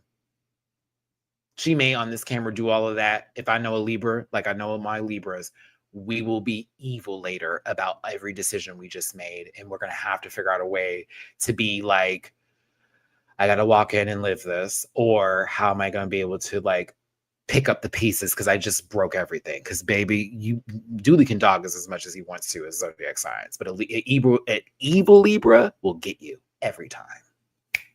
Bury you, bitch, and smile about it, and then cry about it a year later because we just remembered all the good times. Damn, regret. But she's dead, so and that's what I watched her do. I watched her choose because the scales were broken. No more balance in the life. She said, you know what? Fuck it. I'll be bad. I'll be evil. I'm going out anyways. Bye. And that's how that looked to me. I was like, okay. She chose the worst part of the scale. She chose the wrong side of the balance. And now, ooh. And so, they're going back and forth this whole moment that's happening here. And Anya's like, I'm sorry. Everything that y'all are mad about is ridiculous. She gave you what you wanted, Lexi. Why are you upset? She knew Susie was gets in my head. That's not her fucking responsibility. It's not her issue. It's not, also, that's not your issue. Why are you letting Suzanne fuck ass makeup, barely got a good outfit every now and then, toots, get you together, Lexi? Come back to reality. And as far as Ariete is concerned, that's supposed to be your girl, and you took it to another level. She did admit that she put you in a position there, but Ariete, think about it. Would you not have done the same? And also, this is the competition. At one point in time, you were going to have to do something to Jules to get ahead. Anya wasn't lying at all. And I'm glad Anya stood her ground, because any bitch yelling back at me like this, when I'm not yelling at you, I am trying to get you back in together because you're my sister and you wrong. And there is such a thing as tough love. Not everybody's ready to receive it. And while Ariete doesn't have to receive what Anya is saying, neither does Lexi, Anya was still going to give it. And Anya clocking that Ariete isn't really mad about what Jules is doing. She's mad because she knows she has nothing else to offer, was really the gag.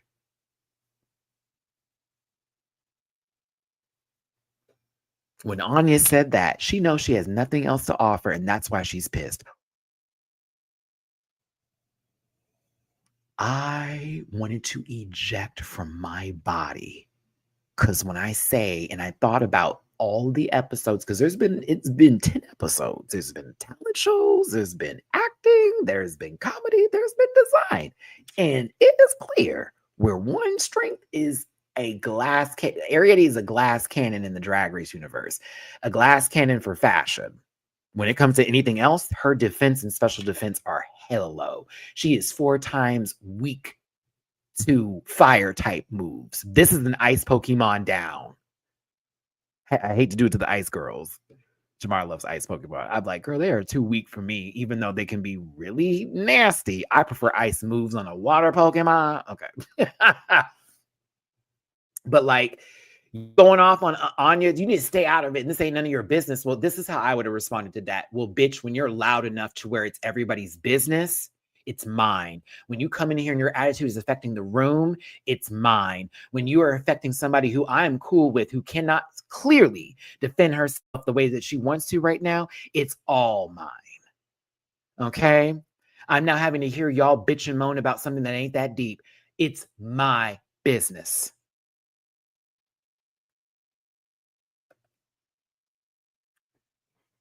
You can be mad. It's now my business. And now that's my business, what you going to do? You going to steal my jokes too? Challenge too late. You going home, girl. You can't take them from us now. I would learn your lip sync. I would be focusing on the song. I'd be mean. Untucked. I'm not going to lie to you. Ain't nobody going to talk to me fucking crazy. You got me fucked up. Sam even. Girl, this is not that deep. Like it's Jules and Ariete over here. She's like, girl, this is not that deep. Like you got Sam is literally like a cousin eating chips, walking up like, are y'all still fighting? This is stupid, girl. What are you talking about? I was proud of Sam. I'm like, there are some of these girls up in here like, again, as much as I think that both Lexi and Ariete are wrong, I still was thoroughly entertained. I was so entertained. So entertained. I was just entertained, baby. I was entertained by this drama. But this is why I like Lexi. And this is why I give her a little bit of grace, and why some people are like, we can't do the constant apology. Some people are flawed individuals, baby, and it's always going to be this. And if you don't like that, then you don't need to be in their world. You don't. If you're looking for perfection, I hate to tell you that you are going to be looking forever. And whatever you think you got that is perfect is nowhere near it. There is always a crack in the glass. Anya walked up to her after giving her the business and Lexi being like, fuck you, bitch, and straight up said, can I talk to you for a moment? Lexi's like, absolutely not. To where Anya continues to move. Why not, girl? Because she already know. Come on now. Like, come on. Like now you know this is me. We're not on that shit. Like, we're the older girls. We're the ones that are a bit more mature than that. And you having a moment. They even kissed and made up. It's like, you're having a moment, girl. And I wanted you to have that moment, which this does remind me when everybody was like, well, why didn't Anya say something to her when she walked in the first time? This actually might give more context to that, to where she knows how Lexi is based on the time she spent with her. If she had told her right then and there, that could have been an even worse situation. She let her go outside and even cool down and come back and get her mouth together. Do you feel me? Maybe more to this. And I do like that moment with Lexi going to say, this was such a real thing. You parented me in front of these kids. And she hated it because I think Lexi knew after Anya got her together that she knew she was wrong. And she was sitting in her feelings like, damn. Like, damn. I did crash out. Fuck.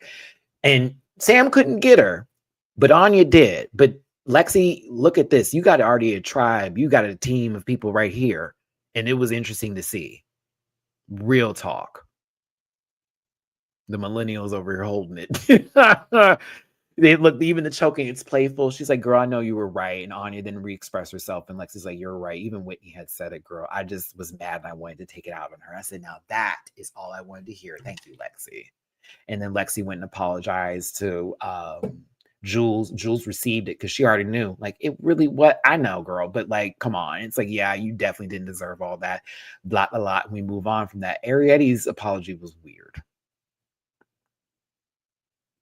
compared to this one. She's like, well, you fucked me over, so that's why I did what I did. It's like, what? Like, oh my God. Like, it was like, I'm sorry, but I did what I did. Okay. We don't even get into the stealing of the jokes. I just want to hurt. Okay. And then it's like, well, I got to listen to my song. Why are we listening to the song? Let's just have a kiki.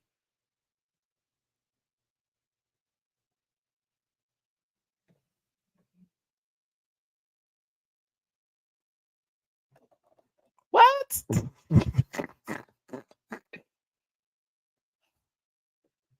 Ladies and gentlemen, we have the top 7 of season 17. Shout out to Comorian over there on Twitter. I appreciate you letting me use this graphic today because I was like, ooh, this is pretty. And I don't feel like paying $4.99 for that app that's going to make me do this. We've got Lexi Love, Anya Nerve, Jules Sparkles, Lana Jarre, Sam Starr, Susie Toots, and Lydia Butthole Collins. Right now, Anya Nerve, Sam Starr, and Susie Toots all have 2 wins. Jules Sparkles, Lexi Love, and Lydia Butthole Collins have 1 win, and Lana Jarre still has none. My tablet is about to die, so I'm going to have to close the stop screen real quick. My tablet is at 2%. Oh my God, I don't want to have to wait a long time just to charge it. Because I plan on having a little game moment today. Can I put my Wi-Fi back on? Hold on, y'all. It's going to blink out real quick. I'm going to try my Wi-Fi real quick. Hold on.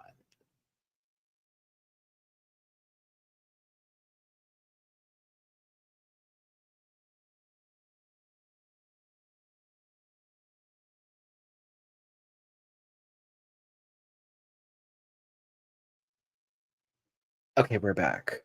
And the Wi-Fi works? Okay, wonderful.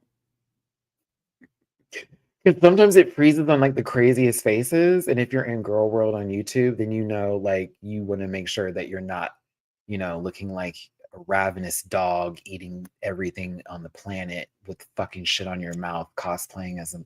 Whoa, Maddie's gonna start going into another category. She'll mention me in a video, I'm sure. But listen, I like this season. I'm enjoying it. It's a blast.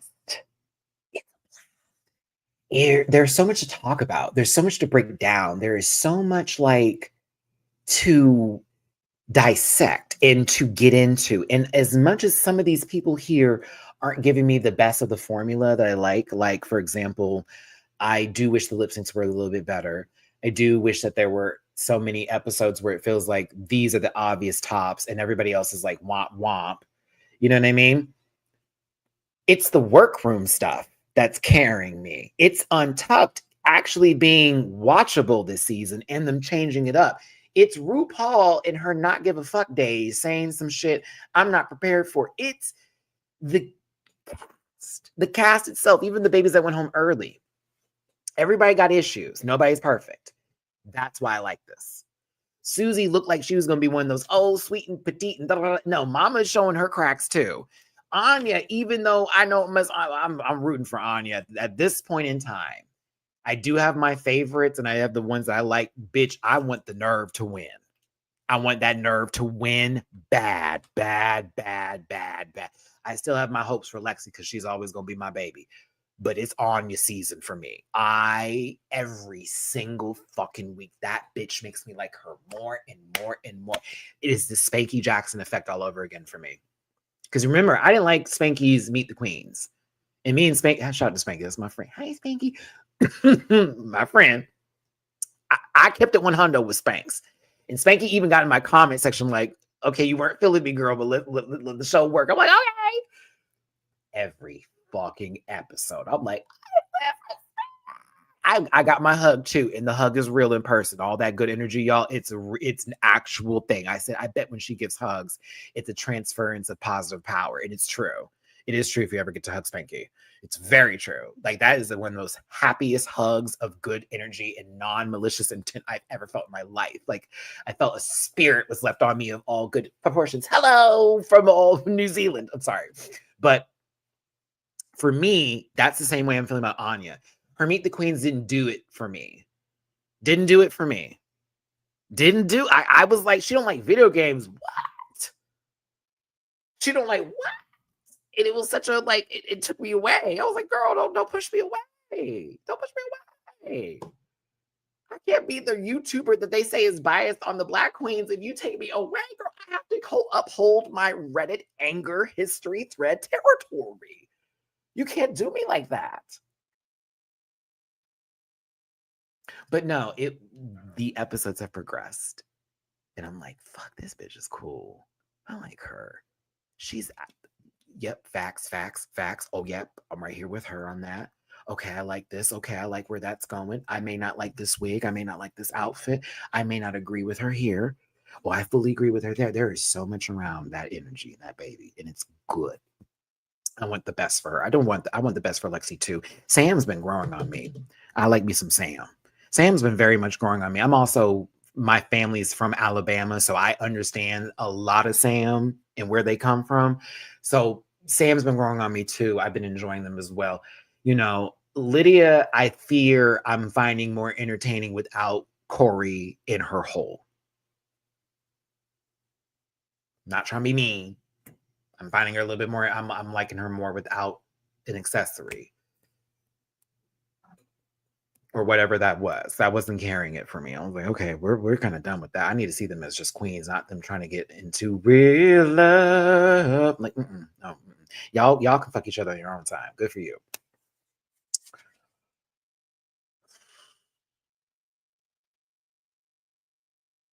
I like Jules. I don't know. I'm concerned for Jules. It's going to be a tough road going forward. I've seen them do well and I've seen them not do. I don't know. I want good things for Jules too.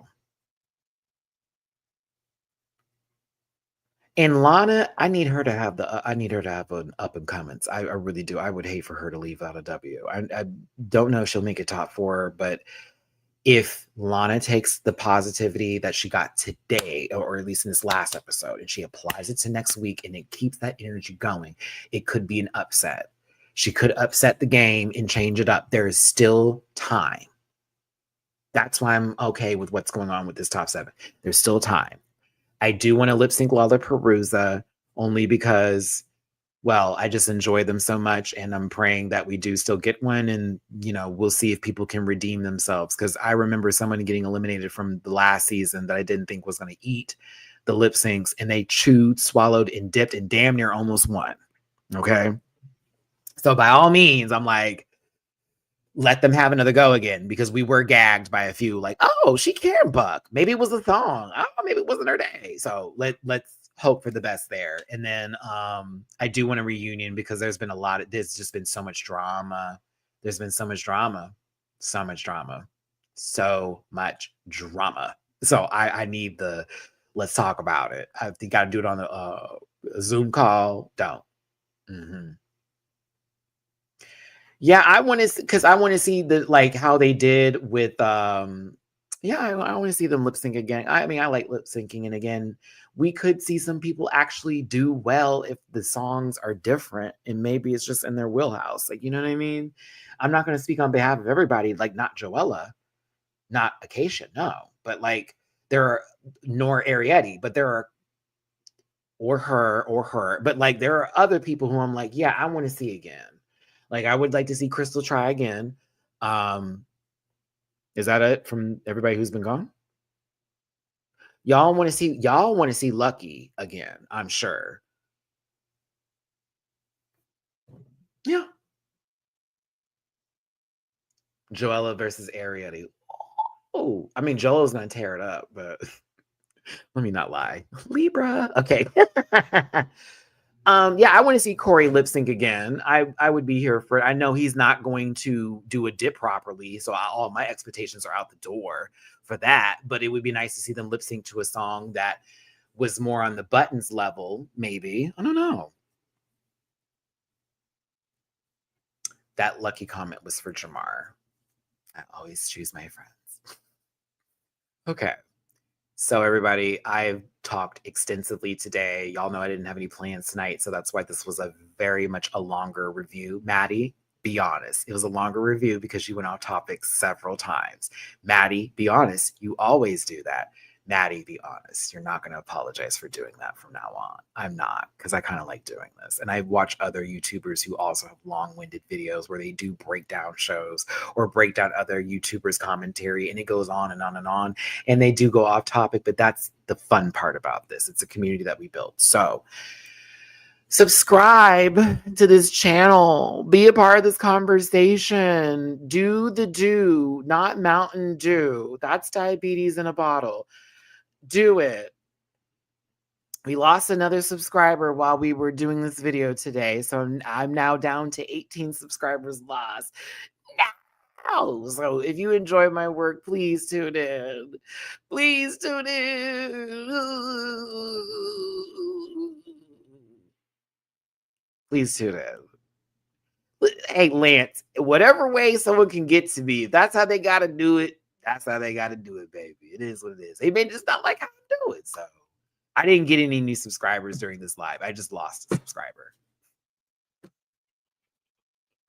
The Generation Z hates me. It's okay. I get it. I get it. I get it. And a lot of people in my gen are starting to get into their houses and mind their business, girl. So I get it. I did get a Timmy Poo in my jar from Donna. Thank you, Donna. Still hoping for a Lexi Anya top 2. That would be so dope. Loving the season, but these lip syncs have got to get better. Yes. Love you, my favorite fine father of 2. Thank you, Donna. Appreciate you. Yeah, I'm happy that y'all are happy. Whoever's not happy, that's not my concern. I'm not taking it into the roast.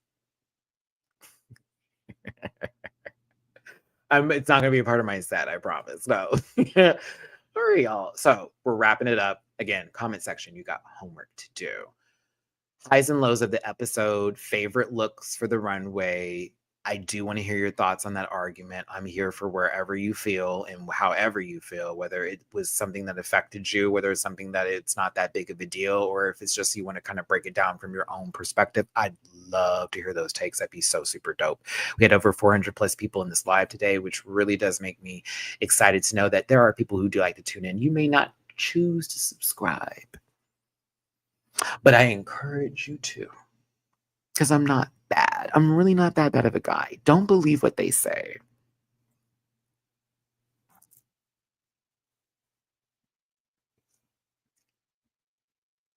I mean, kinda. Don't.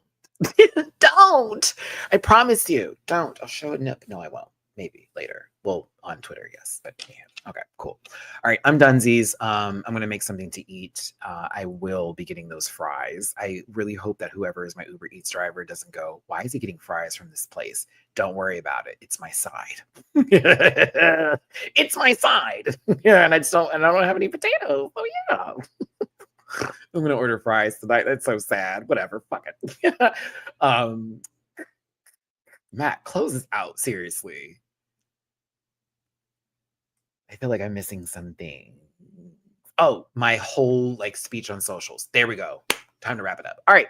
Find me everywhere on my social media links on the Linktree link in my About section. You can find all my links in the About section of this YouTube channel. YouTube encourages you to get in the About section. Also, make sure that you tune into my Patreon if you are an interested individual. Yes, who likes to watch reactions. I used to be able to try to do it on YouTube, but they started shutting my videos down. So you gotta go to my Patreon for as low as $1 hair. It's a lie. $1 a month. You can enjoy my reactions on Patreon. It's a good time over there. I am about to get way more into my Patreon. I have been a little bit off from it lately. I've been a little bit in my head, a little cerebral. So I'll be a little bit more interactive. And there's some shows that I have not seen before that I'm going to be doing some binge watches with specifically for Patreon. And I'm taking suggestions. Severance is on the top of the list for those who've been asking. Several people have been like, Severance, Matt, Severance, and I have not seen one episode. So if I can get my Apple Plus account, that's going to be the first new show I put on my Patreon. And I'm also going to bring it to the YouTube channel because people have been really wanting me to talk about it a lot. So I'm like, okay, I'm going to do that. Plus some new shows since Traders is out the window. Bookable on Cameo, merch available at directqueenmerch.com, and an affiliate partner with Paramount Plus. So please watch, tune in to Paramount Plus for free on me for at least 1 week. So check it out. But yeah. Clocks go forward tomorrow.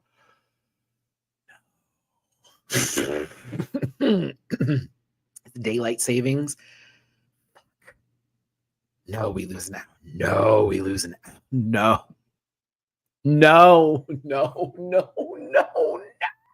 My sleep is going to be ruined. Oh my God. I do not watch Invincible. I watch it after the seasons are done. It's not sitting for me. It's a little too Superman-ish with like boys written all over it. And that's not my tease. I'm so sorry. Catch Me for X-Men 97 kind of feels, but like I just can't get into Invincible. It's a little too much for me. I totally get the lore and appeal behind it, but I've tried to sit down and watch it and I don't feel good afterwards. Is the best way to describe it. I'm not like, oh, let me see the next episode. I'm like, so is anybody gonna win, or is it always gonna be these people? Is it always gonna be them? They're like, they can't do anything because he's Omega, whatever fucking man, and then this big woman who took the boys. Like sorry, it's weird to me. I don't like Superman. It reminds me so much of that like there can't be time. Like I just doesn't do any. I need a flawed villain. I need flawed superheroes outside of him getting beat up by his dad and then being like, I'm good the next day. Let's try this again. No. And I know it's more than that. I know. But it's not for me. I have seen some of the fan art behind the show. Yeah. Oh no, Harley Quinn's great. Love Harley Quinn. I do like that. And I do like was it Doom Patrol, or what was the cartoon that just came out recently? Monster Squad. Oh, that was fabulous. Fabulous. I hated the ending of that season though. I hated what they did to my girl. Hated it. Hate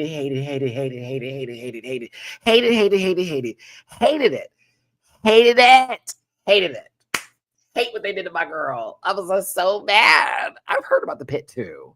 I heard the Pit was good. Everybody online has been talking about the Pit as well. So yeah, there's a couple of shows I need to catch up on that I will be discussing with y'all in the future as far as covering on this channel. And I am still doing the tier maker list as well that we've been talking about. I've been actually gearing up topics and putting notes aside and how I'm going to set things up. So a lot I will be introducing very, very soon. Memberships are still not over. They're still on the table. I just got to figure out some things. I really just want to get this passport thing done so I can actually focus on my channel and stop tripping for 5 minutes, to be very honest. All right. I am done completely taking up your entire day. At least, what is this? 3 hours, 24 hours in a day. Jesus Christ, Matthew. 1/8 of the day. What's wrong with me? But I hope I was able to provide some sort of entertainment. And I really do appreciate y'all for your support, for coming through. We had a good time today. The chat was very respectful, but also y'all were agreeing to disagree and all that kind of good stuff. That really warmed my heart. The super chats today, beautiful. Thank you.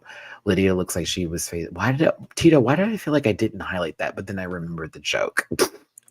Thank you for all the super chats today from each and every single solitary one of you. I hope I got everyone's highlighted today. If I didn't skip you on purpose. I may have just missed it because I was trying to keep up with the chat. Thank you for the tippy poos in real time today. I appreciate those as well. For those of you on the Patreon, thank you for being a part of that too.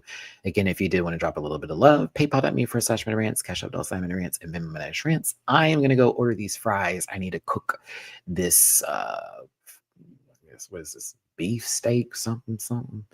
It's steak, but it's shaved steak because I'm making Sammy's. And I don't have a cast iron skillet, which I'm really upset about, but I'm going to still make it work. So we'll see. Should I do olive oil or butter? Because I normally cook chicken. I don't ever cook beef.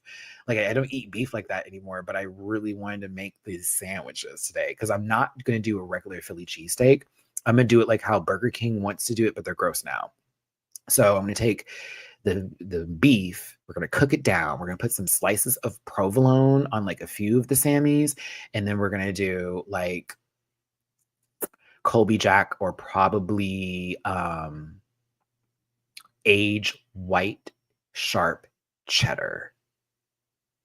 Sorry, I have to say it specifically that, but it aged sharp white cheddar is one of the best cheeses to ever exist on the planet. Thank you, Kroger's, for having it in slice form because it's off the block. It's not shredded. So I was going to do some sandwiches that would be different cheeses. This beef is going to be cooked down. Butter seems correct. Yeah, butter does feel correct. And I do have butter here. Okay, good. Yeah, I'm going to do butter. Then I'm going to do a little pickle.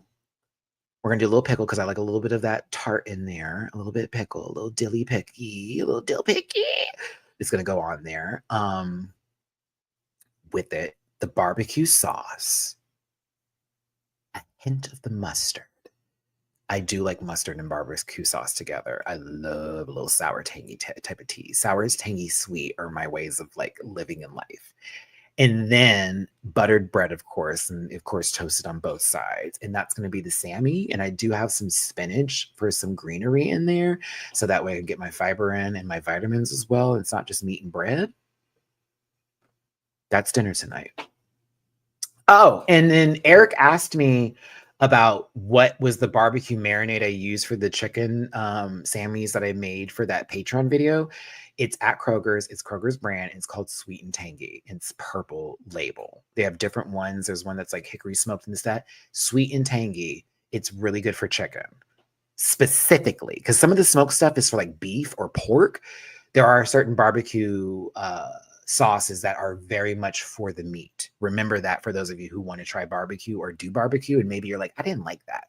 Maybe they put the wrong sauce for the type of protein that you have. It's very, you do have to have the right kind of sauce for the right kind of protein. They don't all go together. Some taste better as a smoky flavor, and some taste better a little sweet and tangy. Some have a little bit better in heat. Oh, and one of my last thing I'm going to say, one of my favorite things to do when I'm seasoning anything is I like to add some red cayenne pepper in with the rest of the seasonings, because that cayenne, something about that heat. Black pepper is great. It's not, don't take you where you need to go. And I'm not trying to throw no Tabasco there, but that red cayenne, something about that motherfucker there, and I've been using it a lot more lately, has really sat well with every dish. Just even a little in there is like, okay, you done did something different. I love little cayenne. I didn't even know how much I was gonna like it, but I like me some cayenne. I like that little heat. It's a nice. What's that? Whenever I'm eating, so okay, all right, okay. I'm done talking about food. I'm so sorry. This is hungry Matty. He's working out now, so I have to eat like a lot of food to maintain my weight. But yes, thanks for tuning in. Drop a tippy poo if you feel like it. I'll see you tomorrow for the panel. The panel will be the shorter show. It's the truth. Panel will be the shorter show. I love y'all down. Okay, Matt, you gotta go. Get the fuck out of here. Get out of here, Matt. Matty-Rants, get out of here. Get out of here, Matty. Run as fast as you can. Go listen to Mayhem. It's a great album. I'll talk to you later. Bye, everybody. Listen. Yeah.